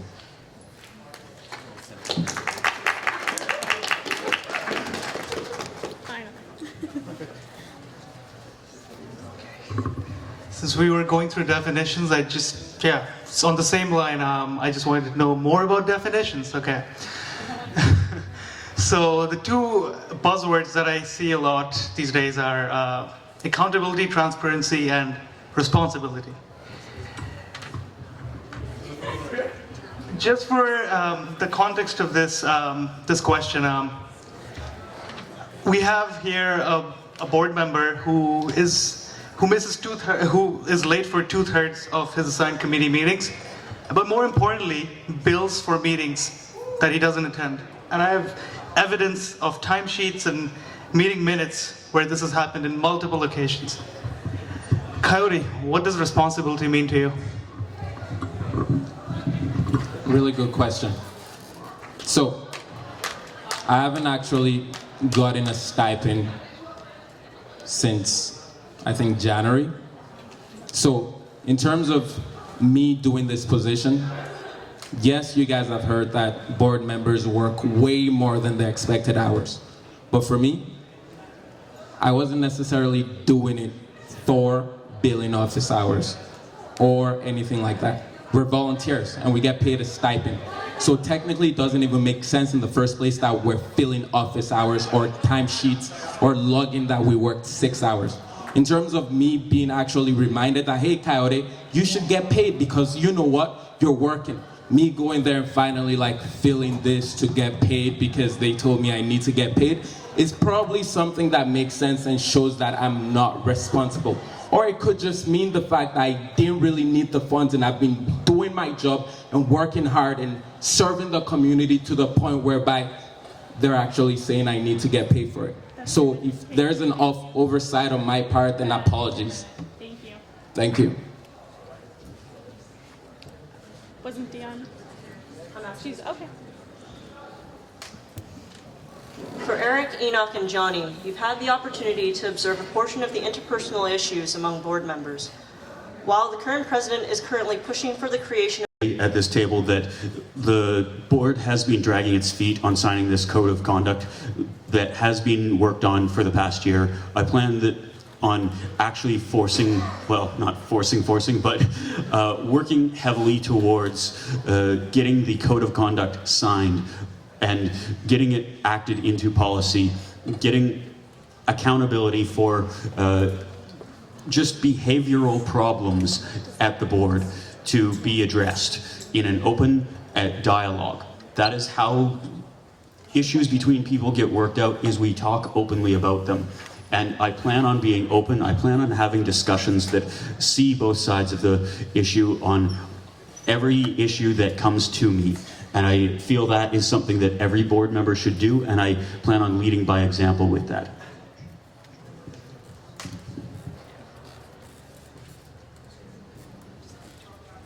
Thanks. I intend to act as a liaison.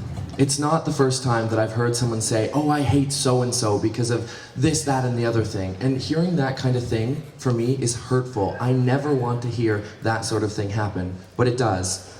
Ultimately, it's no one person that decides one thing and then it gets pushed through and then it happens. Everyone has a vote, things go to board, people have opinions, so no one person is responsible. So if people have issues with each other, I would absolutely love for them to come and communicate with me so that we can hopefully seek a resolution. But that's not always the case. People are addressed. I think that everyone's opinion matters, and I want to make sure that everybody knows that. You took the words right out of my mouth. But honestly, I think that's something that we, not just as board members, but we as people deal with on a daily basis, whether it's working in a project or working at work.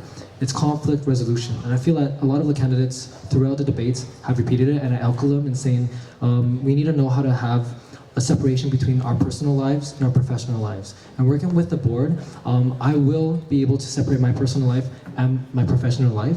But so saying that, as though we're on the board working professionally with each other and doing things like signing the code of conduct, being accountable to each other, we have to recognize that people are people. So for me, it's not about myself, but it's working with the board together.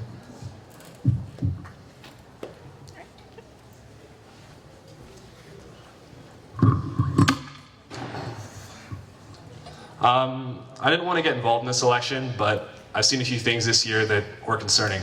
So I really just have one question today. It's for Mr. Fatoba. You own a startup tech company, as you call it. You've used your position with the Student Society to promote your personal business on several occasions, even placing your company logo on the SFU's Got Talent website. How can students trust someone as their president, who has shown a complete disregard for the ability to separate your elected public service from your personal gain?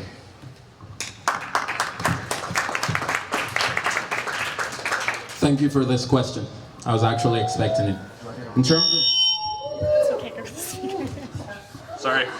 Sorry about that.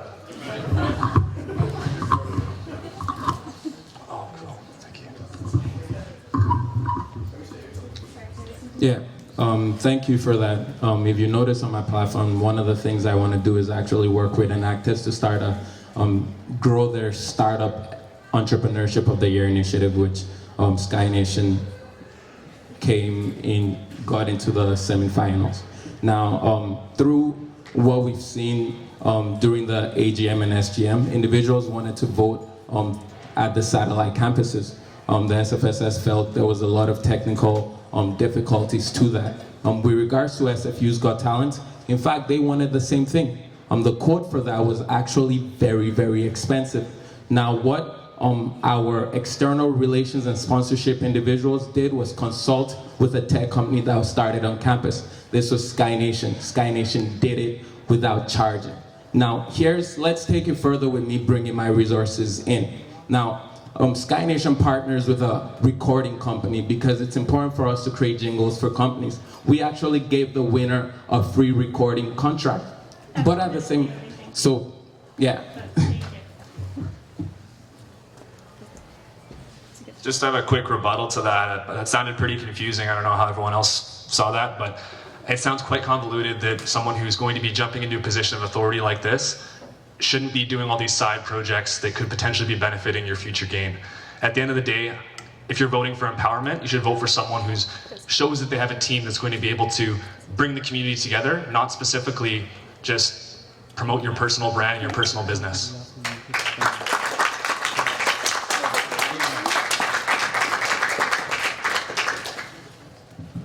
Hello, everyone.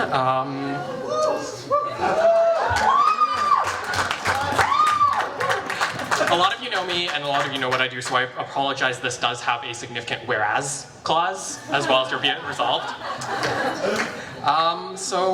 And I was hoping not to bring this question up, but this question wasn't answered sufficiently at yesterday's debate, so I just want to bring it up again and just give the individual another opportunity to answer the question. So this is for Coyote. So Coyote, given your history of rejecting established society protocols, agreements, and procedures, your history of disrupting student-led events, disrespecting staff members publicly as VP Student Life and as a part of the management, which I would like to remind the audience is the management oversees both student and non-student staff, so it's not just students who are members of the student society, but also others. And as well as through your prior time, your involvement in clubs prior to being on board, and even the sheer number of infractions from this election alone. Is this a pattern that we should be expecting to see from you as president, or from the team that you may lead as president, and from the rest of the school spirit candidates? Really, really, really great question. So the first thing I'll say is definitely good points. I accept all of those things in terms of my character. I've realized that I'm actually called an entrepreneur. So I define policies because, for example, I don't necessarily believe that board members should be doing events. And so I transitioned SFU's Got Talent into becoming a club. That's breaking policy, but I also see it as the need to actually look at the policy and look at opportunities where when we do create plans for something, we can give it to students to continue it. In terms of me working with the staff, as some of the candidates here said, I see it as an opportunity where I can use my experience of miscommunication between both parties to start creating programming. Because this isn't a trend just with Coyote, it becomes a need for the organization as well. I think by example, I can bring that to the table so that we can continuously build on that. Thank you. Who's next? Tony, Do you want to hold the mic, or Sure. do you want to? All right, let's do that. You got it? Thank you. This question is for all the candidates here.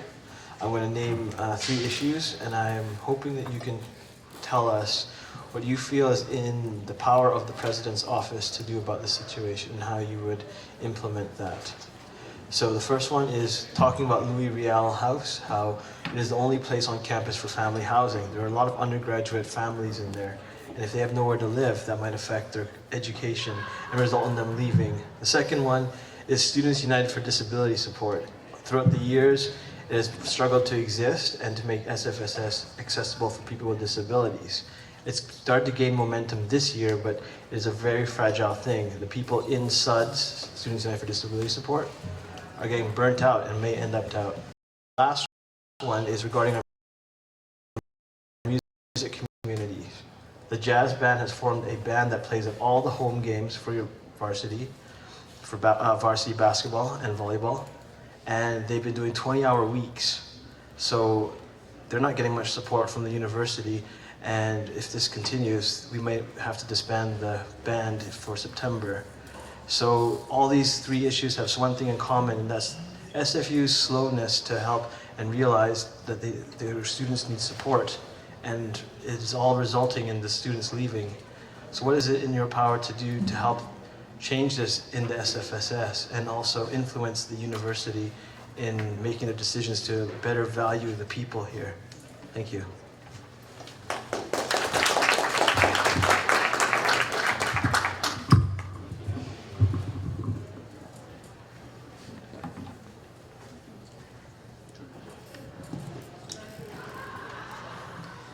Thank you, Tony, for the questions. First of all, let me acknowledge that these are very important issues. And second, let me clarify that none of them are directly related to the office of the President in terms of making these solutions happen. The President should speak on behalf of the students and should advocate on behalf of them and should talk to the necessary bodies on this university and off campus to make sure that these issues are addressed and people are treated fairly. In terms of the Louis Riel, it is really unfortunate. It is really sad. I was at the rally earlier today. It is really heartbreaking to see all these families being displaced, and I encourage all of you guys to try to help and support as much as you can. In terms of SEDS, we have an accessibility fund managed by the Accessibility Fund Advisory Committee. We need to make this committee more accessible, and we need to get more people to join the operations of this committee and try to allocate more funds to help SEDS. Volunteers who have been doing a lot of work, and time is over.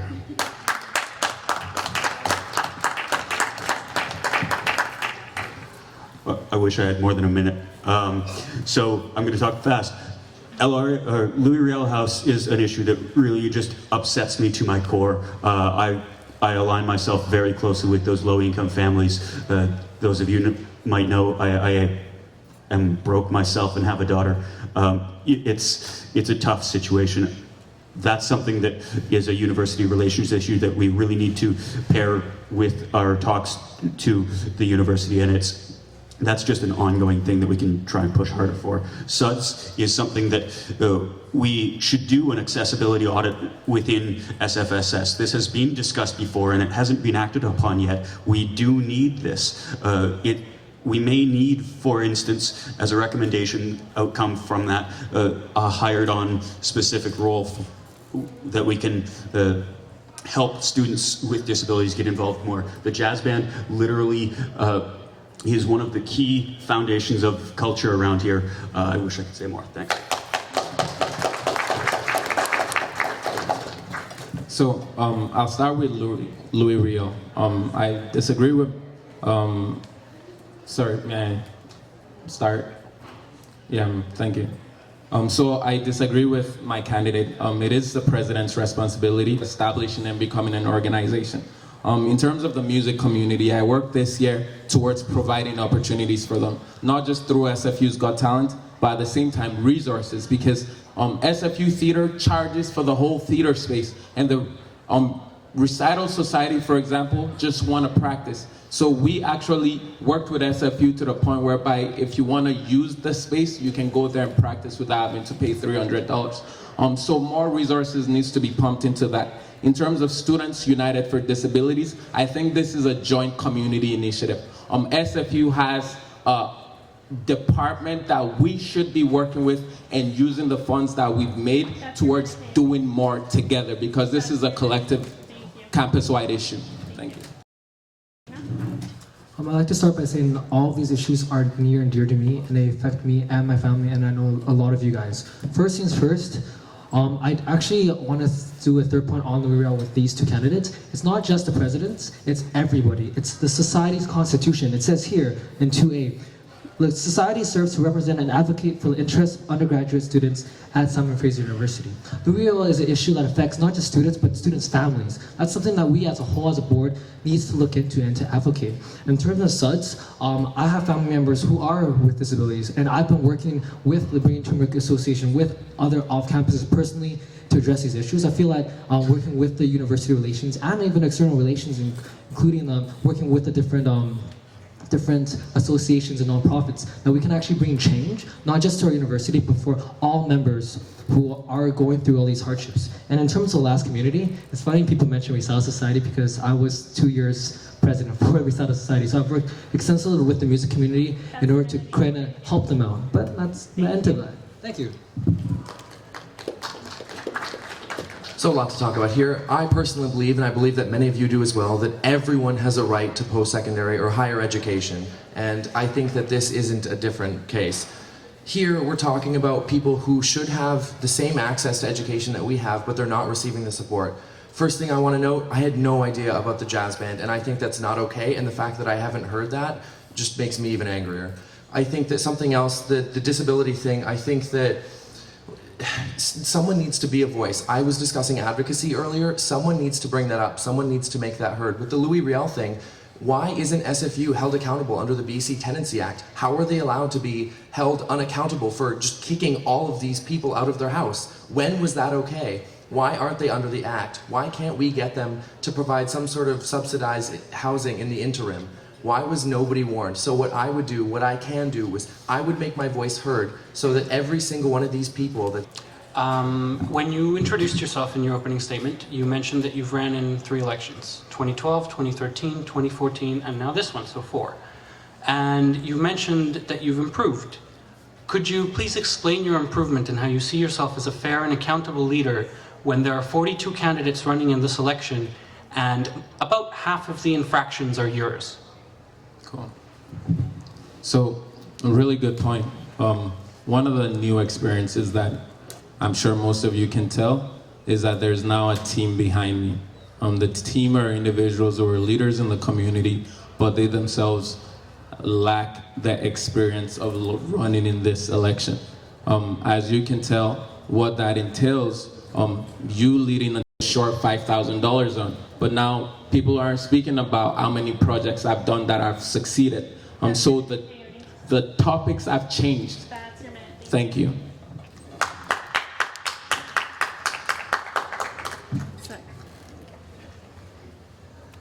I understand the topics have changed. Your blatant disrespect for the electoral process, for my position, and for the staff that I represent, who volunteer for the Student Society to uphold the electoral process for our 24,000 members this semester, I don't feel that has changed.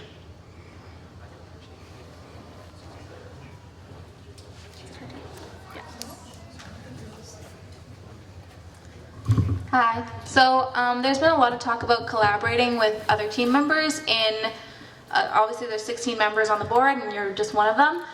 Specifically for Coyote, I was wondering if you could give 2 to 3 examples of when you collaborated with a team this year, specifically with the events committee and with board members, and then opening up to the rest of them, how do you plan to collaborate effectively with other board members and the membership? Really, really, really good question, and thank you for that. With regards to the membership wanted diversity in terms of events. Now, one of the things we noticed with the Welcome Back Pub Night was rap being introduced. So with Bakar and actually introduced rap as a component of the Welcome Back Pub Night. What we saw was that the membership who really wanted that for the concert were able to get something small in a diverse way.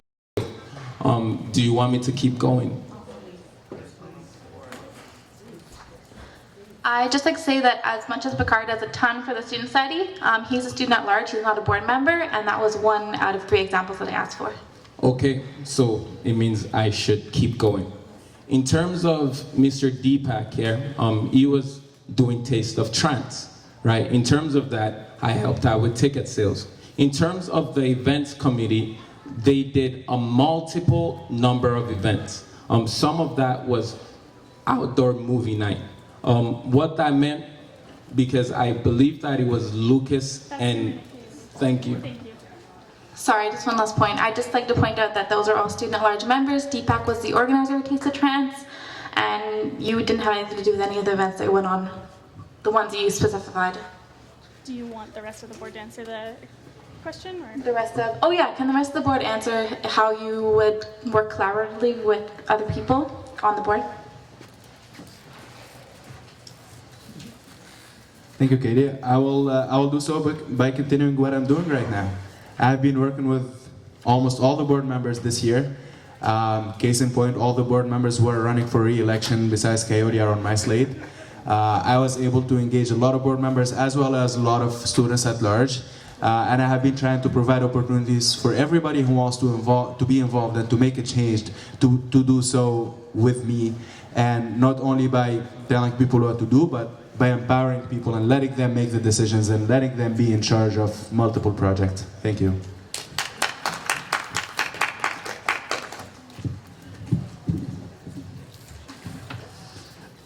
To quantify how I would is very difficult to do, actually. I would actually like to look at all of the people up here today and say that I could probably work with you, even though I disagree with a lot of your ideas. I could probably work with you in a variety of projects across this university. I have worked with you as it is throughout this election, both of you in a open discussion, sensitive, open manner. I really do just feel that I can communicate and work well with a variety of people, even if I disagree with them, even if deep down inside it's going to come down to a vote of 7 to 9 and it's going to be nail-bitingly close. I have talked to people about Build SFU across this campus repeatedly, even though I have very strong opinions on this. I think it's been open, clean dialogue the entire time. I really will be working together with people constantly. That's the way I work. Thank you.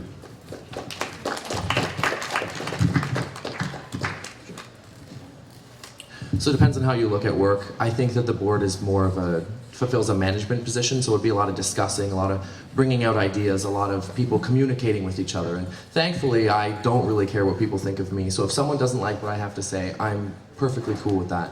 But where that really comes in handy is if someone really needs to discuss something with me, I can look at it objectively. I can look at it impersonally. So if someone really wants to collaborate with me, anyone on the board, they can come and talk to me. They can say whatever they have to say. And I think that together we can meet a compromise, or we can even make a better idea with which to propose to the board, so we can advocate better for everybody interested.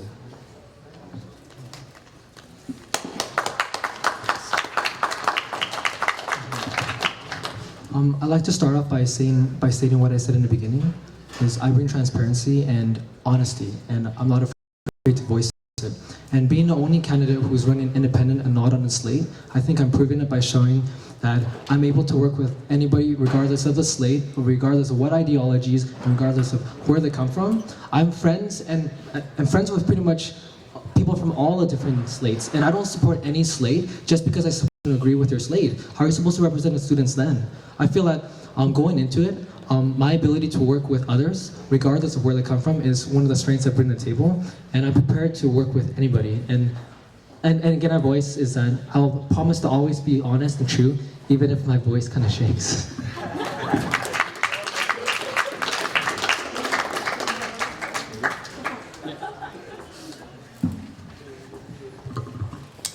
Originally this was for Coyote, but in an effort to include everybody, I'd like him to go last. For all of the candidates, I'd like you guys to say what is been your biggest failure that you've had, be it at SFU or generally in life, and what you've learned from it. And for Mr. Coyote, we've heard a lot about your blatant disrespect for the rules, be it at the board level, committee level, club level. Your disrespect for rules for this election, and even your disrespect for rules of simply talking within 1 minute. Repeatedly, you've gone over 1 minute, even though she's tried to make you to stop. How can you possibly tell students that they have a president that they can believe in when all you do is break the rules and you say that this is for the betterment of the students, while all this will do is lead to possible expensive lawsuits and in turn actually not benefit the students? Thanks. Johnny, do you want to start? So it's a bit of an emotional one for me. I think that the biggest failure at SFU that I've ever had is letting myself get bogged down and think that I actually can't do it. A while back, I ended up with depression because I thought there's no way I can do this work, there's no way I can keep up, there's no way I can get my...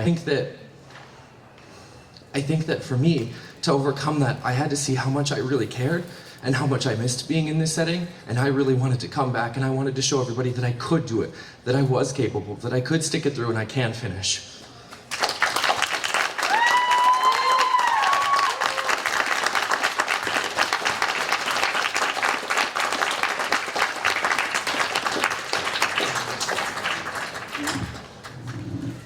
I just want to commend Johnny for being so brave and so honest, and that really spoke out to me. Can we just give him another round of applause?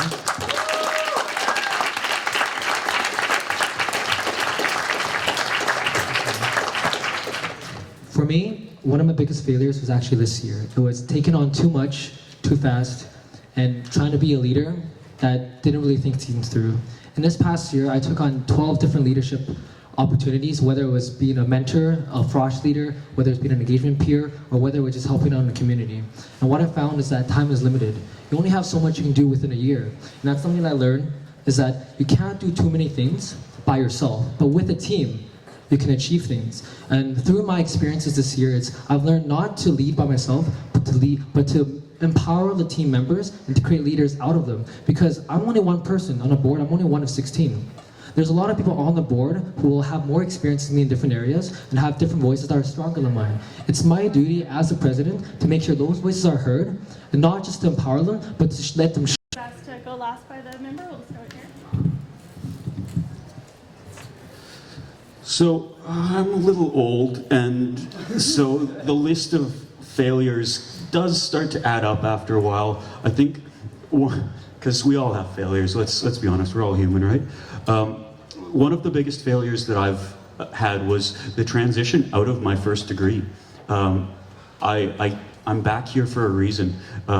I was not able to make that transition successfully into the career that I was anticipating. I've since decided that the best course of action is to seek further education towards that.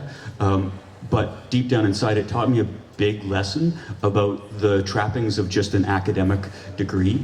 And it taught me that the culture and the things that you do here at university while you're here are way more important down the line than any course that you take. It's the people you interact with and the projects that you start to do. It's the things that we collectively get together and do that really change the way that our lives turn out. Thank you.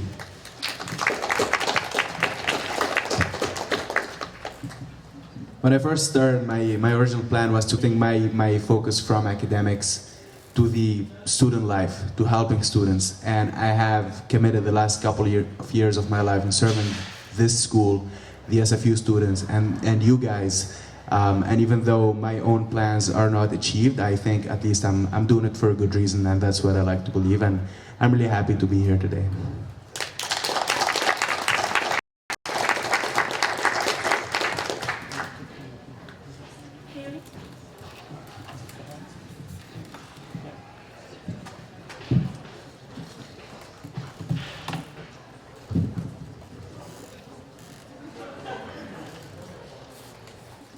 My biggest failure is not believing in myself. My biggest failure is not trying. I focused on my fault because I didn't believe in myself. I didn't want to run in this election. But with Every time I served in the community, it became one more person that believed in me. Nobody gave me a chance. Nobody thought I could do anything. But with every small thing that I did, were individuals who believed in me to the point whereby they stand against the negatives. My biggest fear was not running in this election, because I'm not here because I want to. I'm here because a group of people gave me the confidence to, and I'm running on their confidence. That's my biggest failure.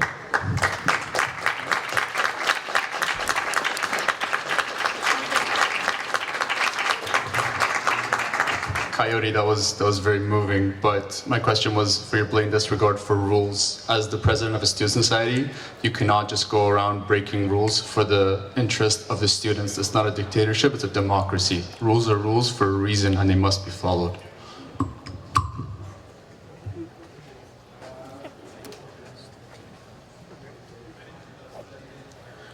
Historically, rotunda groups and the SFSS have not had the best relations. What will you do as president to improve these integral relationships in our SFU community? And this is for all 5 candidates. Sorry, could you repeat that question again? I didn't catch the first part. Just historically, the rotunda groups, such as Out on Campus, Women's Center, SF among others, have not gotten along well with the SFSS. Relations have been tense. What can you bring to the table to improve relations with these groups?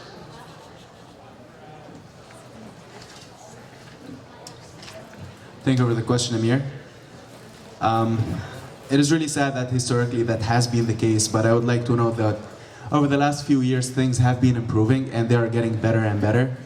I personally have a great relationship with most of the people from the Rotunda collectives. I have sat on the hiring committee of the new Women's Center coordinator. I have worked with Out on Campus coordinator in hiring the new Women's Center coordinator.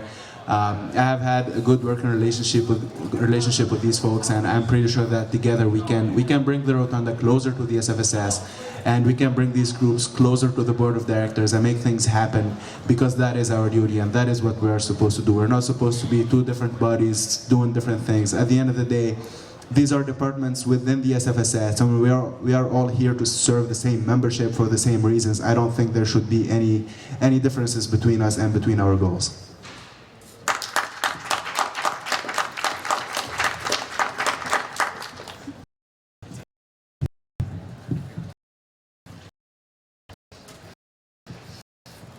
I've yet to have any negative interaction with the Rotunda groups personally. I'm saddened to hear these interactions have occurred in the past with SFSS. In fact, I've worked at CJSF, both of them, but so I have a personal connection to Magnus, and I don't know if that technically counts as a Rotunda group or not. It's kind of the next floor down, but I've been reaching out to the Women's Center this elections campaign when there was misunderstanding of one of my posters, and I plan on building positive relationships with these groups. They are an integral part of our community. Like, they really do serve a huge purpose for us, and it's often misunderstood even by the general student body as to how important they are to our community. So I plan to work towards awesome relationships with them. So, I've worked with SFPERG. It was a really good experience. It showed me that there's a big advocacy initiative within SFU. In terms of Out on Campus and Women's Center, part of the vision with creating Sex Week was to bring all of these entities together, because they focus on specific programming that the society as a whole can't do with a year of sort of governance. But we need to also, in trying to work with them, integrate them to the larger student population who actually don't know they exist. During the pancake breakfast of the Women's Center, I actually went there as VP Student Life to work with them, but at the same time promote their services to students so that they can know what they're doing. In terms of speaking to the sororities, part of what I was doing as well was trying to speak to them about working with the Women's Center to enhance their ability to reach out to people. So I definitely think there needs to be a bigger effort in us utilizing our departments efficiently. Thank you.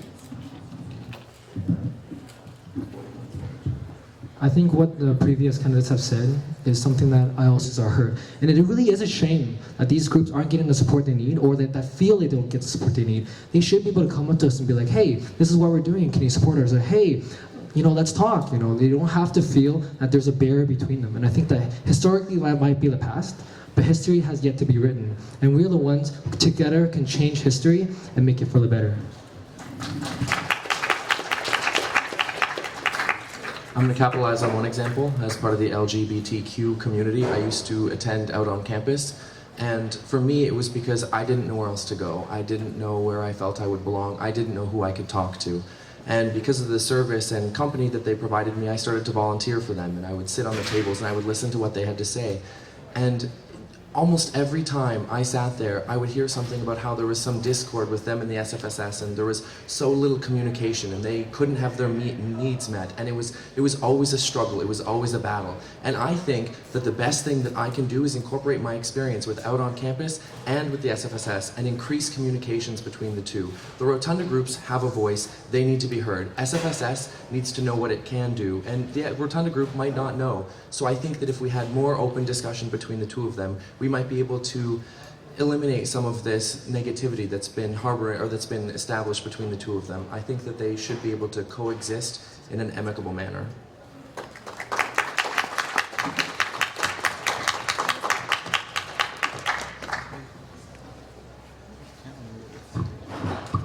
So this one's for Johnny, Enoch, and Eric.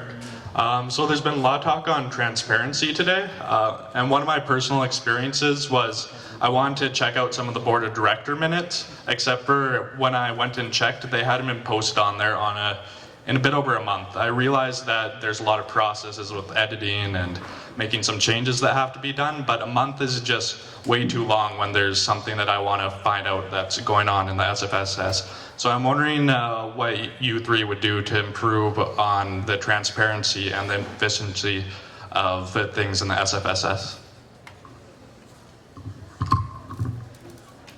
Start with Enoch this time. It's funny that you mention that, because for the past few months I've been having the same problem, trying to figure out when meeting times are, trying to figure out how to get through the minutes, and something that really struck me the most was how hard it was to actually understand the Constitution and the bylaws. I have had to go up to all the board members extensively and ask them, what does this mean, or how do I understand it? And if it's so hard for me to understand somebody who wants to be involved, how hard is it for the average student to get involved? And I think that in terms of how to address that, it's one way is to make the information packaged in a way that a general student can understand. And I want to say something about the minutes, is that the minutes have been very well done, and they're clear and they're concise, and that's exactly what it is in terms of the board director's direction. But in terms of the average student who's not able to understand it, I think that's something we can look into, is making it possible for the general students to to be able to digest information. In terms of transparency, how to make it more applicable, I think something we can do is to make sure that students are aware that these minutes are on the website, because they're there, it's just hard to find.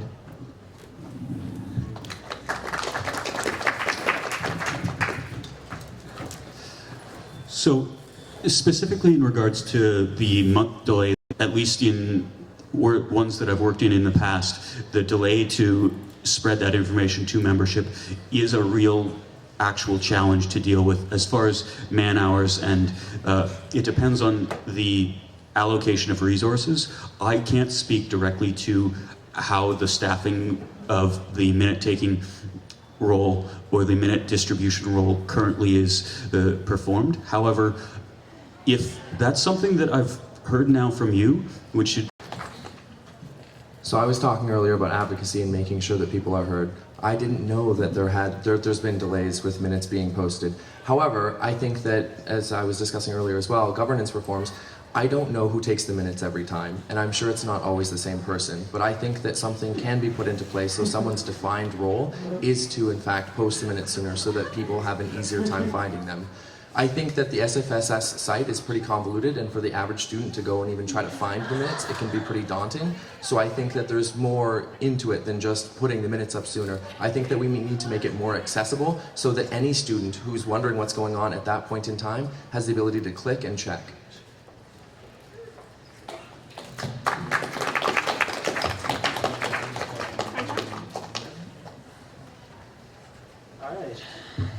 Let's talk communication.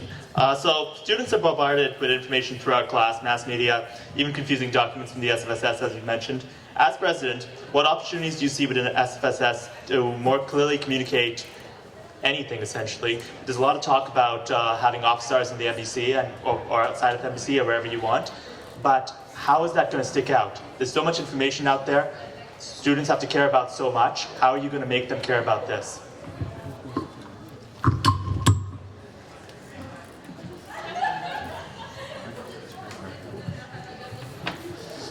So I don't know if you've seen my posters around campus, but I think that they are starting to resonate with the bombardment of information to students. I know how to cut through that.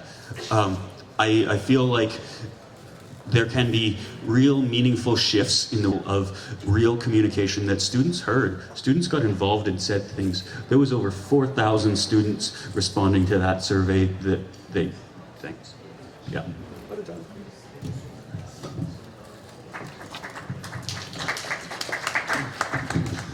So one of the points that you raised, just to echo, is having booths outside in places where students can see it.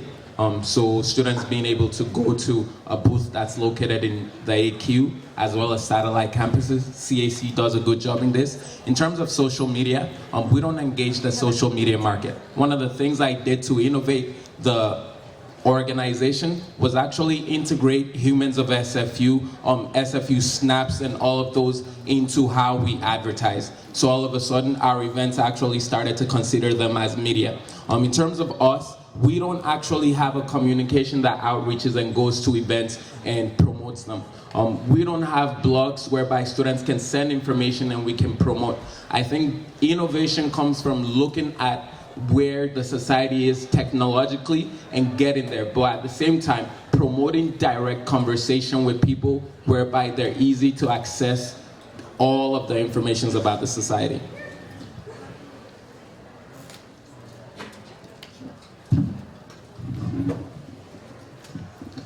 For me, I think the way to look at this problem is really to say that we need to make a personal impact. Stay in your corner of a forest waiting for others to come to you.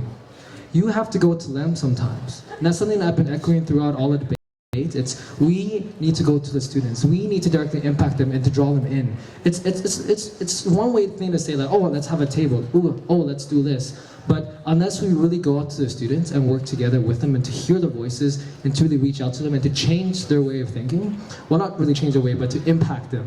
I see Arjun giving me disapproving looks. But to impact them, for example, whether it's using memes, whether it's using things like Eric's campaign, it's a tangible way for students to be able to connect with us. These are things we should need to look into, and like Winnie the Pooh says, oh wait, no, like Up says, adventure is out there.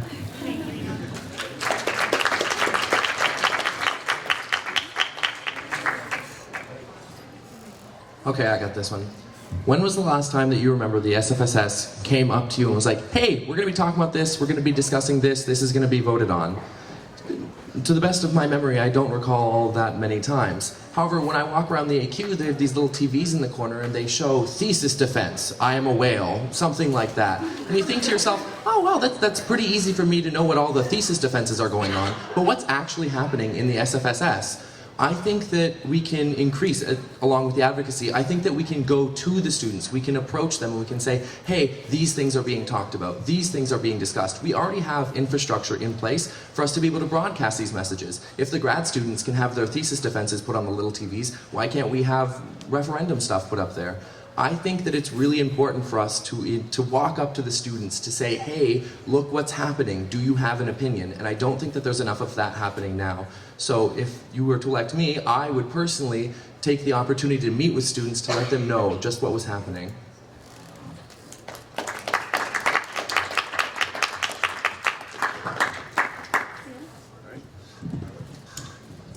Thank you very much for the question, Arjun. I understand communication is a big piece. We have 24,000 members, and communicating with them is definitely a big priority of the society. However, I would like to respectfully disagree with all my opponents here.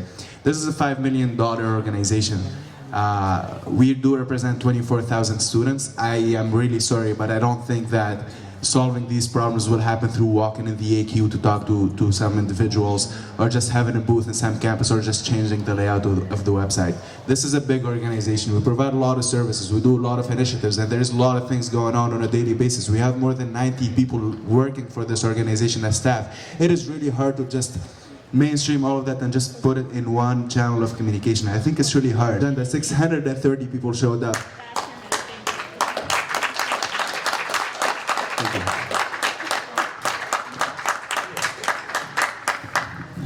My bum's getting a little sore. Could we all take a 10-second like stand-up dance and just like bring the energy level back up in this room? You'll be graded. All right, come on.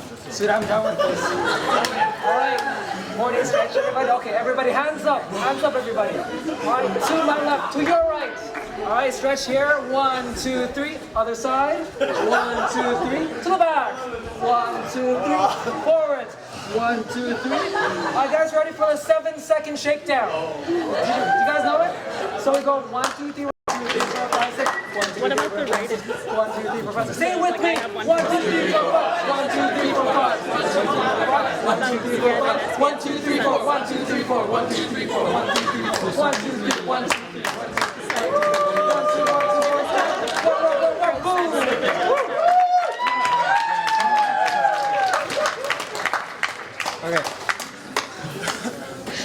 Thank you. All right, so we're going to entertain a couple more questions. We've got Colin over here, Dion, Bakar, the fellow behind in the Ferrari, Rana, and then we have one other question that was sent in that my commissioner will ask, and then we will be closing statements, and then we can all go home and eat. I'm very hungry. I don't know about you. So there. Yeah. So let's do. Were you in front of Dion? Okay. So Bakar, then we'll do you. Then we'll go back.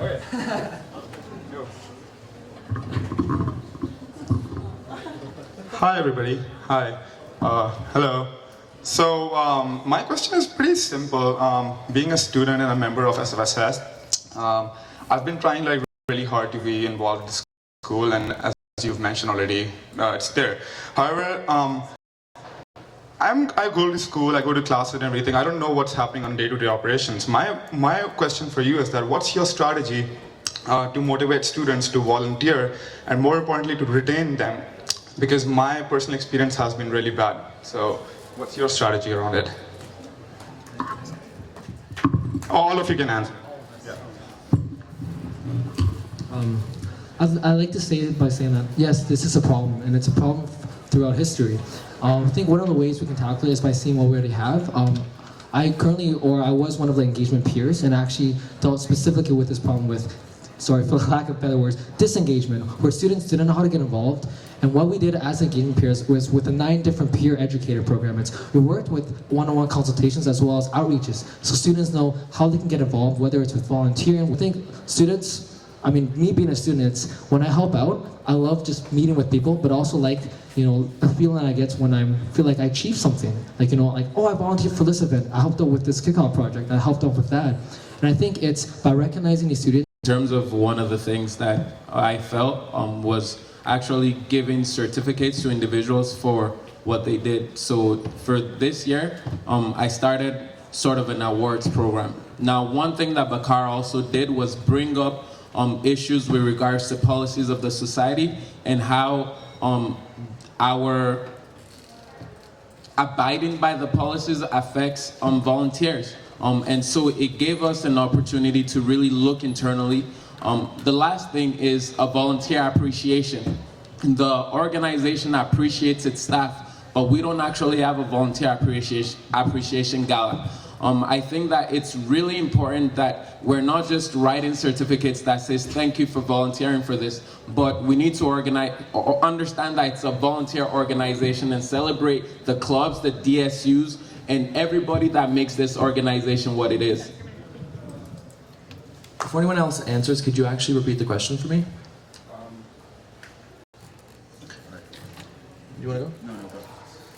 Okay, well, I think that one of the ways that we can motivate students to stay within them is to have a rewarding experience, right? It's one thing to take things really seriously and get super involved, but it's another thing to be able to separate that and keep it light and be happy. So at least for people on the SFSS, right, things can get really terse. And I think that we should work together and communicate with each other so that we can keep things light and rewarding and fun, so that people are understanding that what they're doing is making a difference and not just butting their heads against the wall. So if we can help to inform each other as to what we really should be doing, I think that maybe it won't be so much of a strain on everyone. As for clubs and DSUs, I think that there needs to be more cohesion in that there needs to be more communication. You need to talk to the students in your DSU, you need to communicate with the people.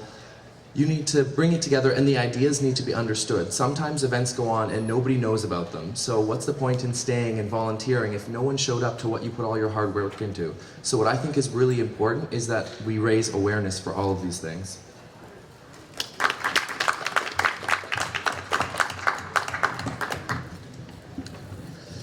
So I'm going to use a ton of buzzwords here, and I'm sorry, but really deep down inside, the way you get people out to volunteer for things, spend their own free time doing something to better society, is you empower them to do what they want to do. You give them together into a process on their own and encourage them to do meaningful things in the community. Repeatedly, this is how I build DSUs, this is how I've built clubs, this is how these things start, is by getting a group of passionate people together and letting them work on it, and just directing a little bit here and there if they have questions.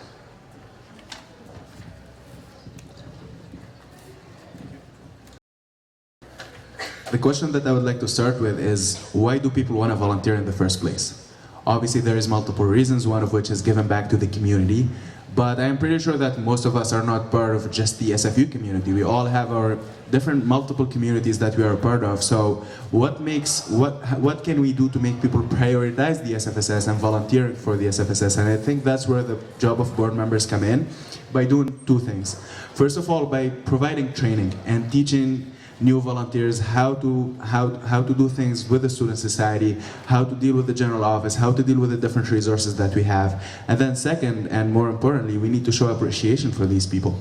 People who give their time and their effort to the student society, we need to show them that we do appreciate that. Thank you.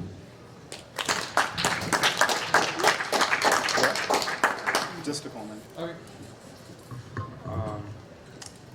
So yeah, thank you so much for sharing your views. I was leading towards. Oh, sorry, thank you. I'm gonna a club or do any event. This year, it's more harder to run any parties at the pub. It's more process and more time-consuming things. If you want to go to a club and host an event, there's problems with the granting committee. They're not giving grants. There are more policies into it. When you go to events committee, then they're saying that they're not there to sponsor. They're there to help and promote the events. I feel like with so much steps involved with it, it's making an average student like me life's harder to work with you guys. But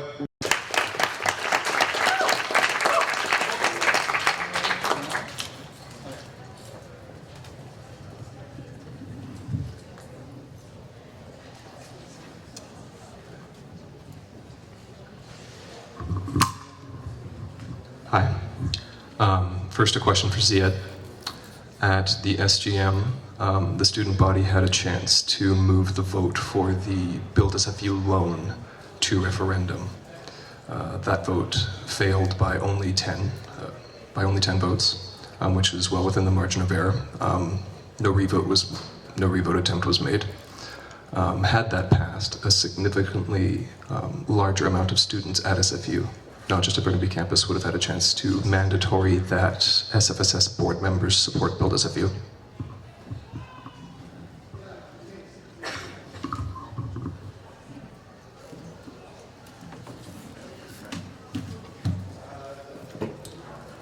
Thank you, Colin. I understand that the vote has failed to take it to referendum, but that is not my call, and it's not my call to decide what the margin of error is. My job was to simply tally all the votes and announce the numbers. It is also not my call to You cited the example of the SGM versus referendum. Well, SGM is one of the democratic tools that we have at the SFSS, where people can come out and raise their concerns. So is the referendum.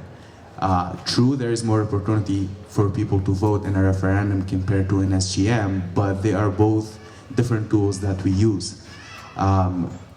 The reason I spoke against your motion on the day off was that we spent more than $10,000 on that SGM, and it did not make any sense just delay the vote and wasting all the student funds.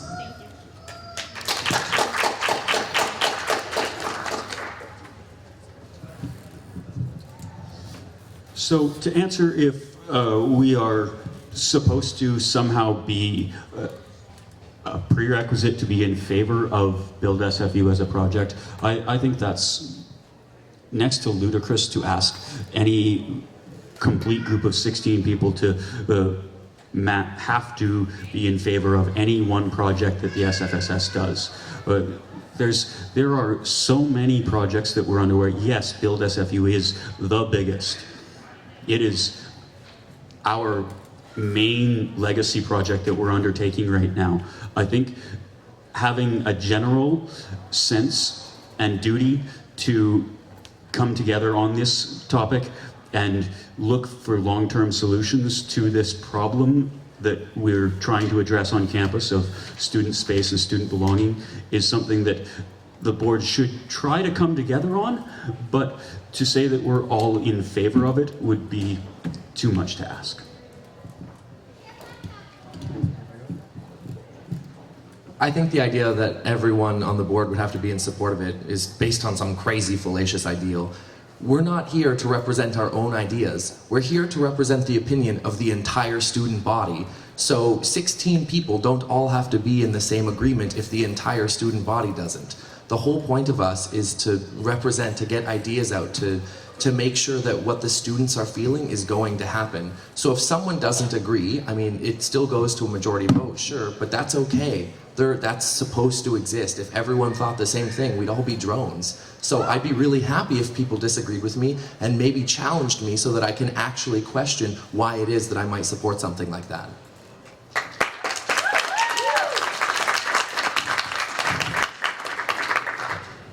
So, our responsibility is to serve, not enforce.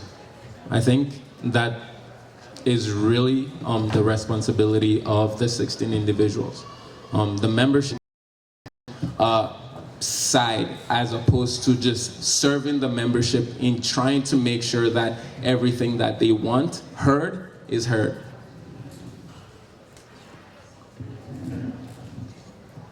Much of what I'm going to say, I think it's something that's been said already throughout all the debates and by many of the candidates. It's ensuring that the voices of the students are heard.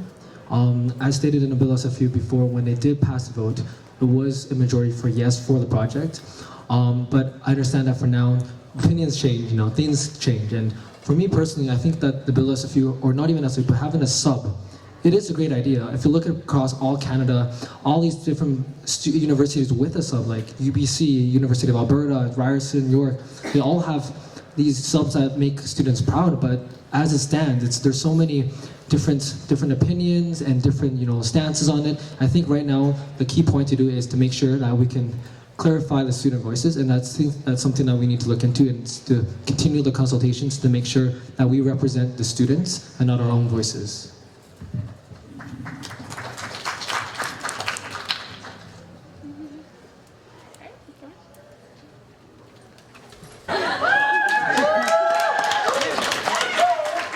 If you have questions about how minutes are, how the approval process works in the society, please feel free to come talk to me.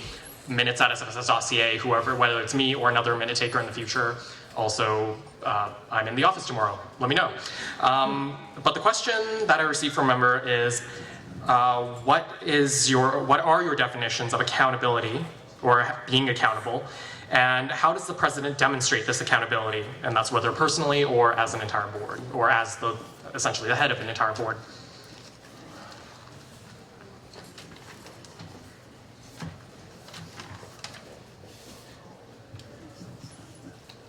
Whoever wants to start. So accountability for me is taking responsibility. In terms of the first step in me, I guess, running or vying for the position is actually being accountable to you guys to see everything that I've done wrong, right? And making you guys think critically if those are impetus for me not to be in this position. I'm accountable to you guys in that regard because you guys get to see my in terms of taking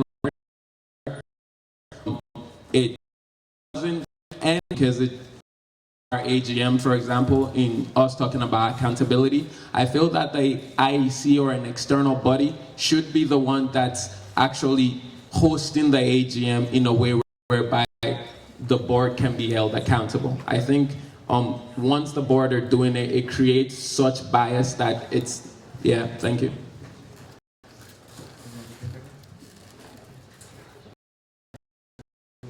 Johnny, go ahead. Okay. So, went wrong, what can we do to fix it? I want to have people call us out. Hey, what happened to this? Why didn't this work? What's wrong here? And then we can do something about that. To me, being accountable is recognizing that you've made mistakes, but also recognizing that you're going to do something about it.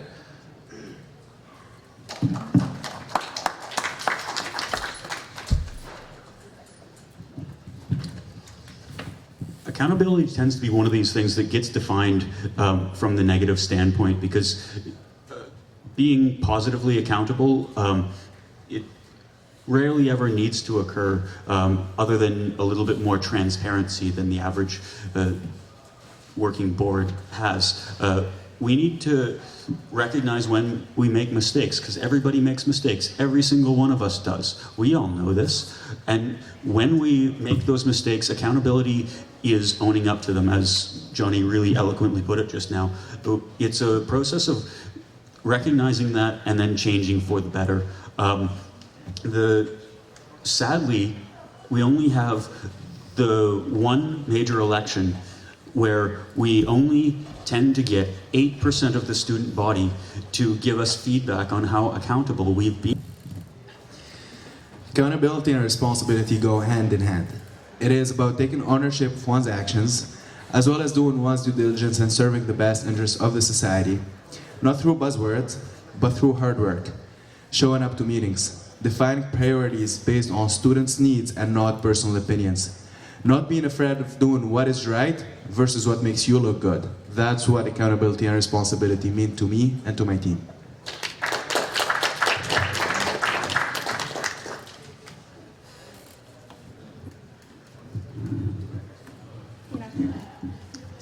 Am I the last? Oh, okay. So I'm going to say a quote that's surprisingly not a Disney quote this time. I know, but this is serious. So serious quotes require serious thinking by a playwright by the name of Molière. So let me go. It is not only what we do, but also what we do not do for which we are accountable. A lot of times people say, what are you accountable for? It's the things you listed out. But a lot of times, it's the things that you don't do. Sorry. A lot of times, to be accountable means to be able to stand up for what is right, to be able to advocate for things. And when you do not do these things, that is when accountability comes back and says, hey, you didn't do these things. Now, although a lot of times we focus on like, oh, to be accountable, it's transparency, but I think to be accountable means to actually own up to your actions and actually to support the actions of those around you and to actually think to yourself, what haven't I done that I should do? And that's accountability to me.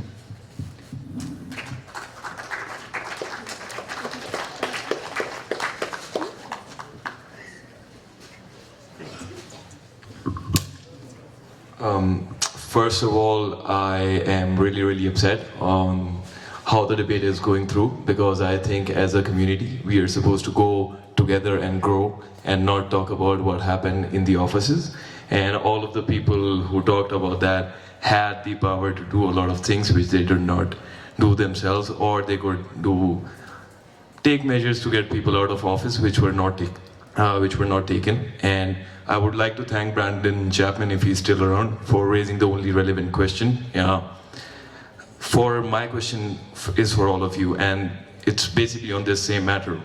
What we were seeing for the past couple of hours was 3 slates in one board, everybody going against each other.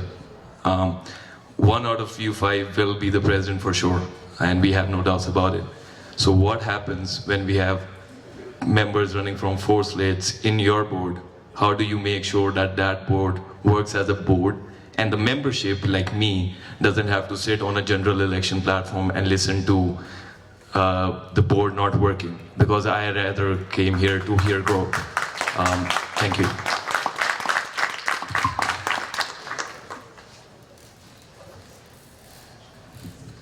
This seems to be an issue that keeps coming up again and again and again in this discussion, is how are we going to work together as a board? And I don't understand why SFSS isn't working together as a board. I just don't get it.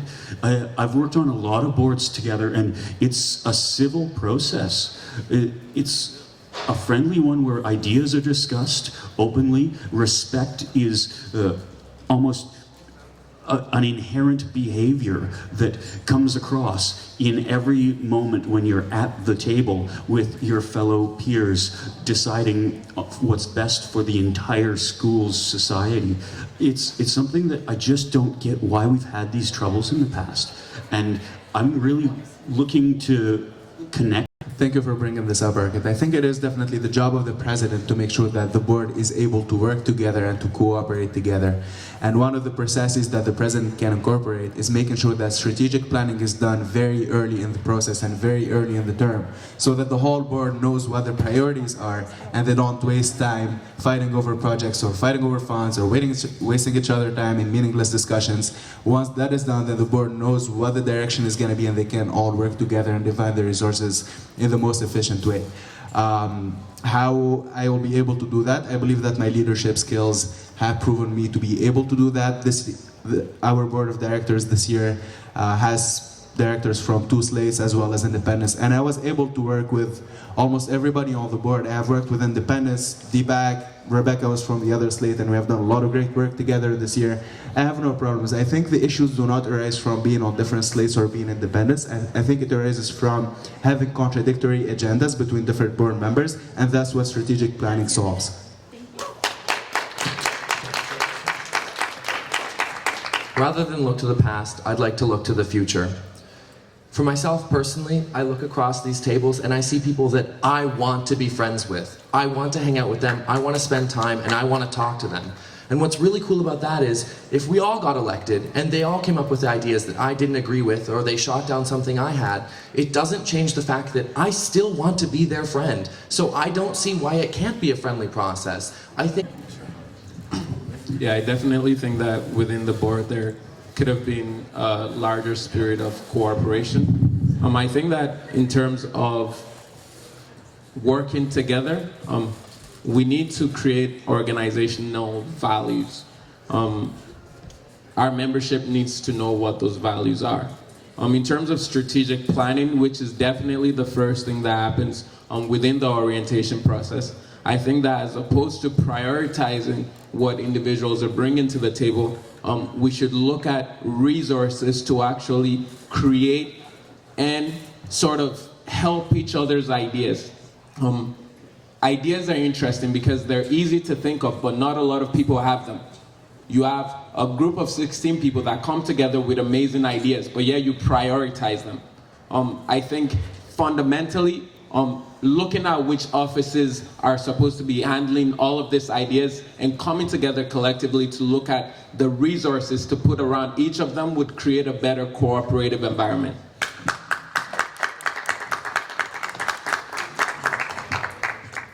So as many of you know, I am an independent candidate, but even though I'm an independent, I'm still a real person who promotes school spirit. I love LAN parties, and my favorite card is the Ace of Spades. Yeah, thanks. But, so I was saying that I'm really pleased to see how the debates are going, is that we're high-fiving, is that going into the board, is that we can expect to see positivity. And going into the board, you're no longer a slate. You're a board, you're SFSS, you're SFU. You know SFU? Yeah, so you become SFU together. And I feel that going towards the board, it's me being from an independent candidate, as I look forward to working with people regardless of what slates they're on.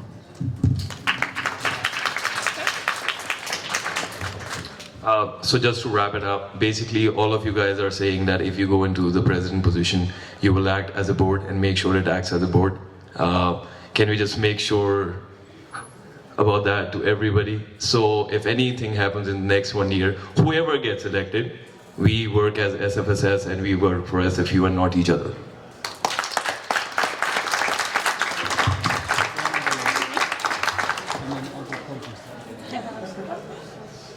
Hi guys, how you doing? I'm basically going to ask a question about engagement because all of you promote that in your platform. So primarily what I'm going to ask is in regards to the Spring Jam and all the other concerts we've been having. It seems to be heavily invested in EDM and not any other genre. Not every student is interested in EDM. I know I personally am not, and several others are as well. So, thank you. So my question is, how do you propose you change that? If you cannot engage students based on a single genre, how are you going to change that to engage students to make sure? Okay, well, yeah, I am the project manager for the Fall Kickoff and the new upcoming Spring Jam.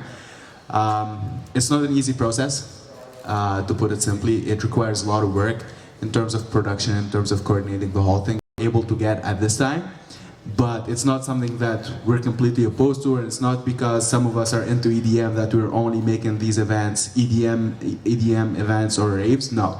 The idea is to create a big festival, a big event on campus and to get as many students to show up as possible, and we're heading in that direction.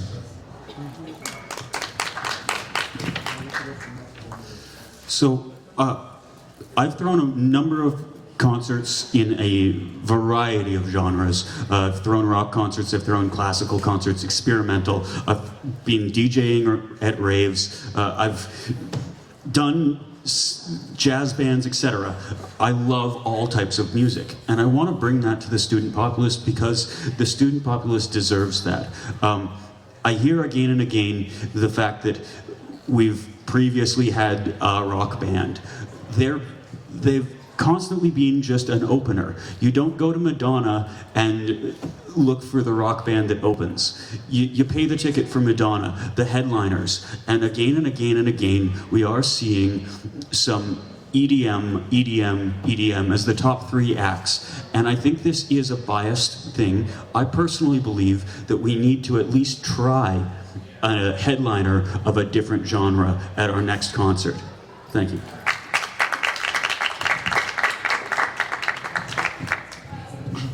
One thing that's really amazing is how much the topics have changed. 4 years ago it was about having concerts, now it's about genres. But I'd like to take it a step further and speak about value. In terms of our concerts, the only thing that has gone up is the value of headliners we bring. Yes, we're talking about EDM, but one thing that I can bring to the table and I think would be good for the student society, whoever becomes president, to consider, is actually creating value in terms of programming for the community. For the first concert, this means working with council to actually integrate Frush so that it's part of a welcome week, whereby you're welcoming the new students, but at the same time, you're creating more programming and activities around campus. For that to happen, that means it's not the board that's actually organizing a concert. You actually have to, as a board, hire a project manager, given the fact that there's already a foundation. With regards to the end of the year event, it would mean having a volunteer appreciation that's integrated into it. Thank you.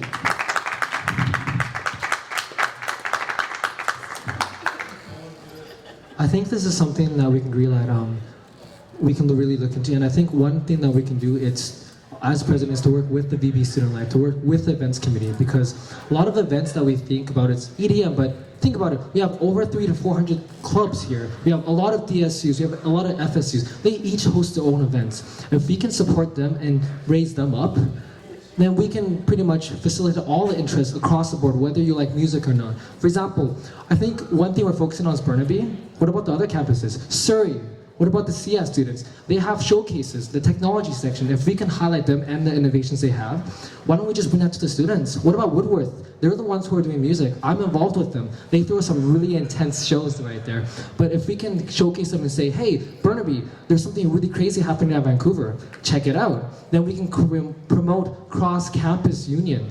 So it's not just an issue of, oh, do we want EDM or not? That becomes a part of who we are as SFU. SFU has people who love EDM. We also have people who love arts. We also have people who love cats, and I love cats.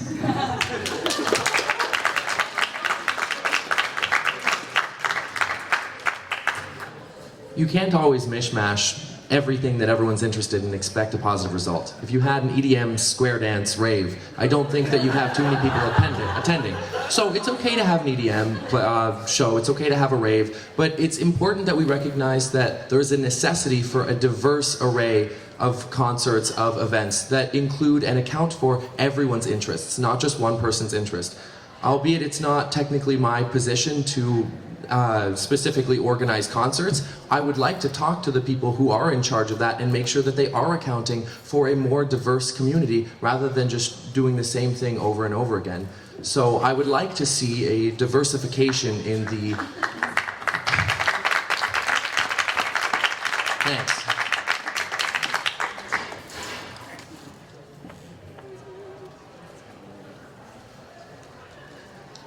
So the final question is from a member who wasn't able to stay for the entire debate. It's directed at Zia. So at a recent board meeting, there was a question put forward to revoke the funding for schools building schools and for students. Responsibility and leadership. Everybody at this table has been talking about letting the students make decision for at least 2 hours now, and yet this question comes up, and for those of you who don't know, there was a question on the board agenda to put question on a referendum for the students to vote and to make a decision. My vote was yes, and it was not yes to revoke any levy because the board does not have such power. My vote was to yes, put it on the referendum ballot and let the SFU students make the decision. And if that's not letting the students make the decision, if that is not empowering the membership, if that is not consulting students, please tell me what is.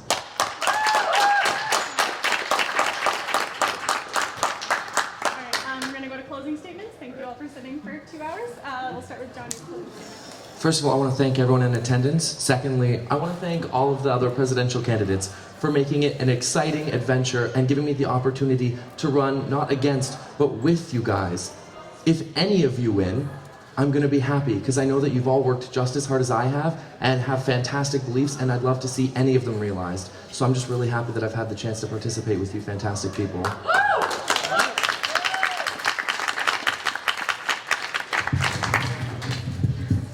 So once again, thank you all for sitting here for a long hours. I hope that a little dance perked everybody up. And so I will regretfully end with my last Disney quote. This is by Walt Disney himself. So hold up. You can design and create and build the most wonderful place in the world. But it takes people to make the dream a reality. And it's people like you. It's people who are sitting here, people watching a live stream from all different campuses. You guys are the ones with the power to make all of our dreams a reality. And I want to thank you for exercising your democratic right to vote. And I just want to say that I'm here whether you need me or if you need me. My phone number's on the poster, so just give me a call if you need it.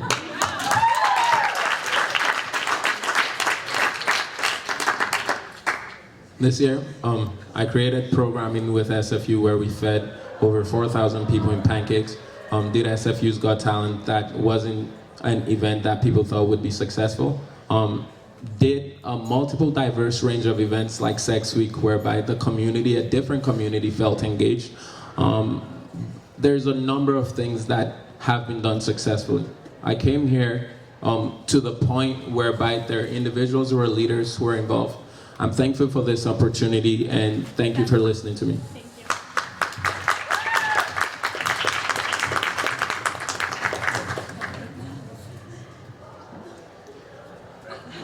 Sorry.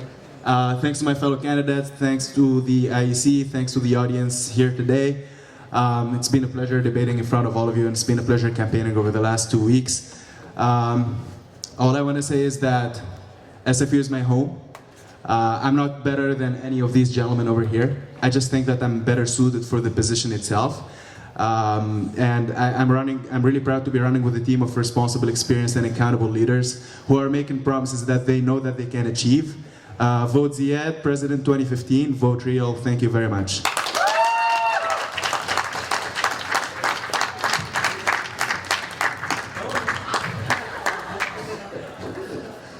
So I know that the university is going to have a problem with my annual koi fishing derby in the pond, but I really truly believe that it's ideas like this that this organization needs now. We need innovative ways of moving forward because we need reform and we need to change the way we've been doing things. We've been citing problem after problem today, and it's time to actually address them. And it's going to take innovative thinking, some experienced, calm heads, and I'm excited to do it. Thank you.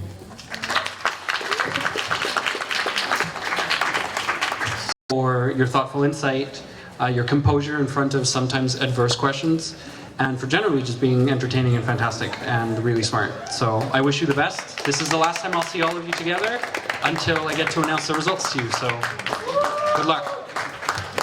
And before we leave, can we please give a round of applause to Oscar and the IEC for the great work? That's the peak. That's the peak. That's the love.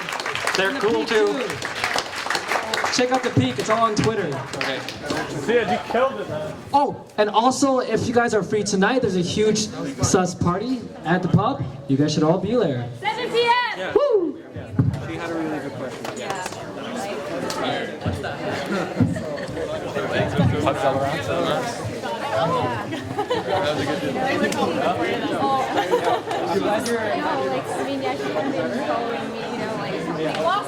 Are you so tall? I said you are.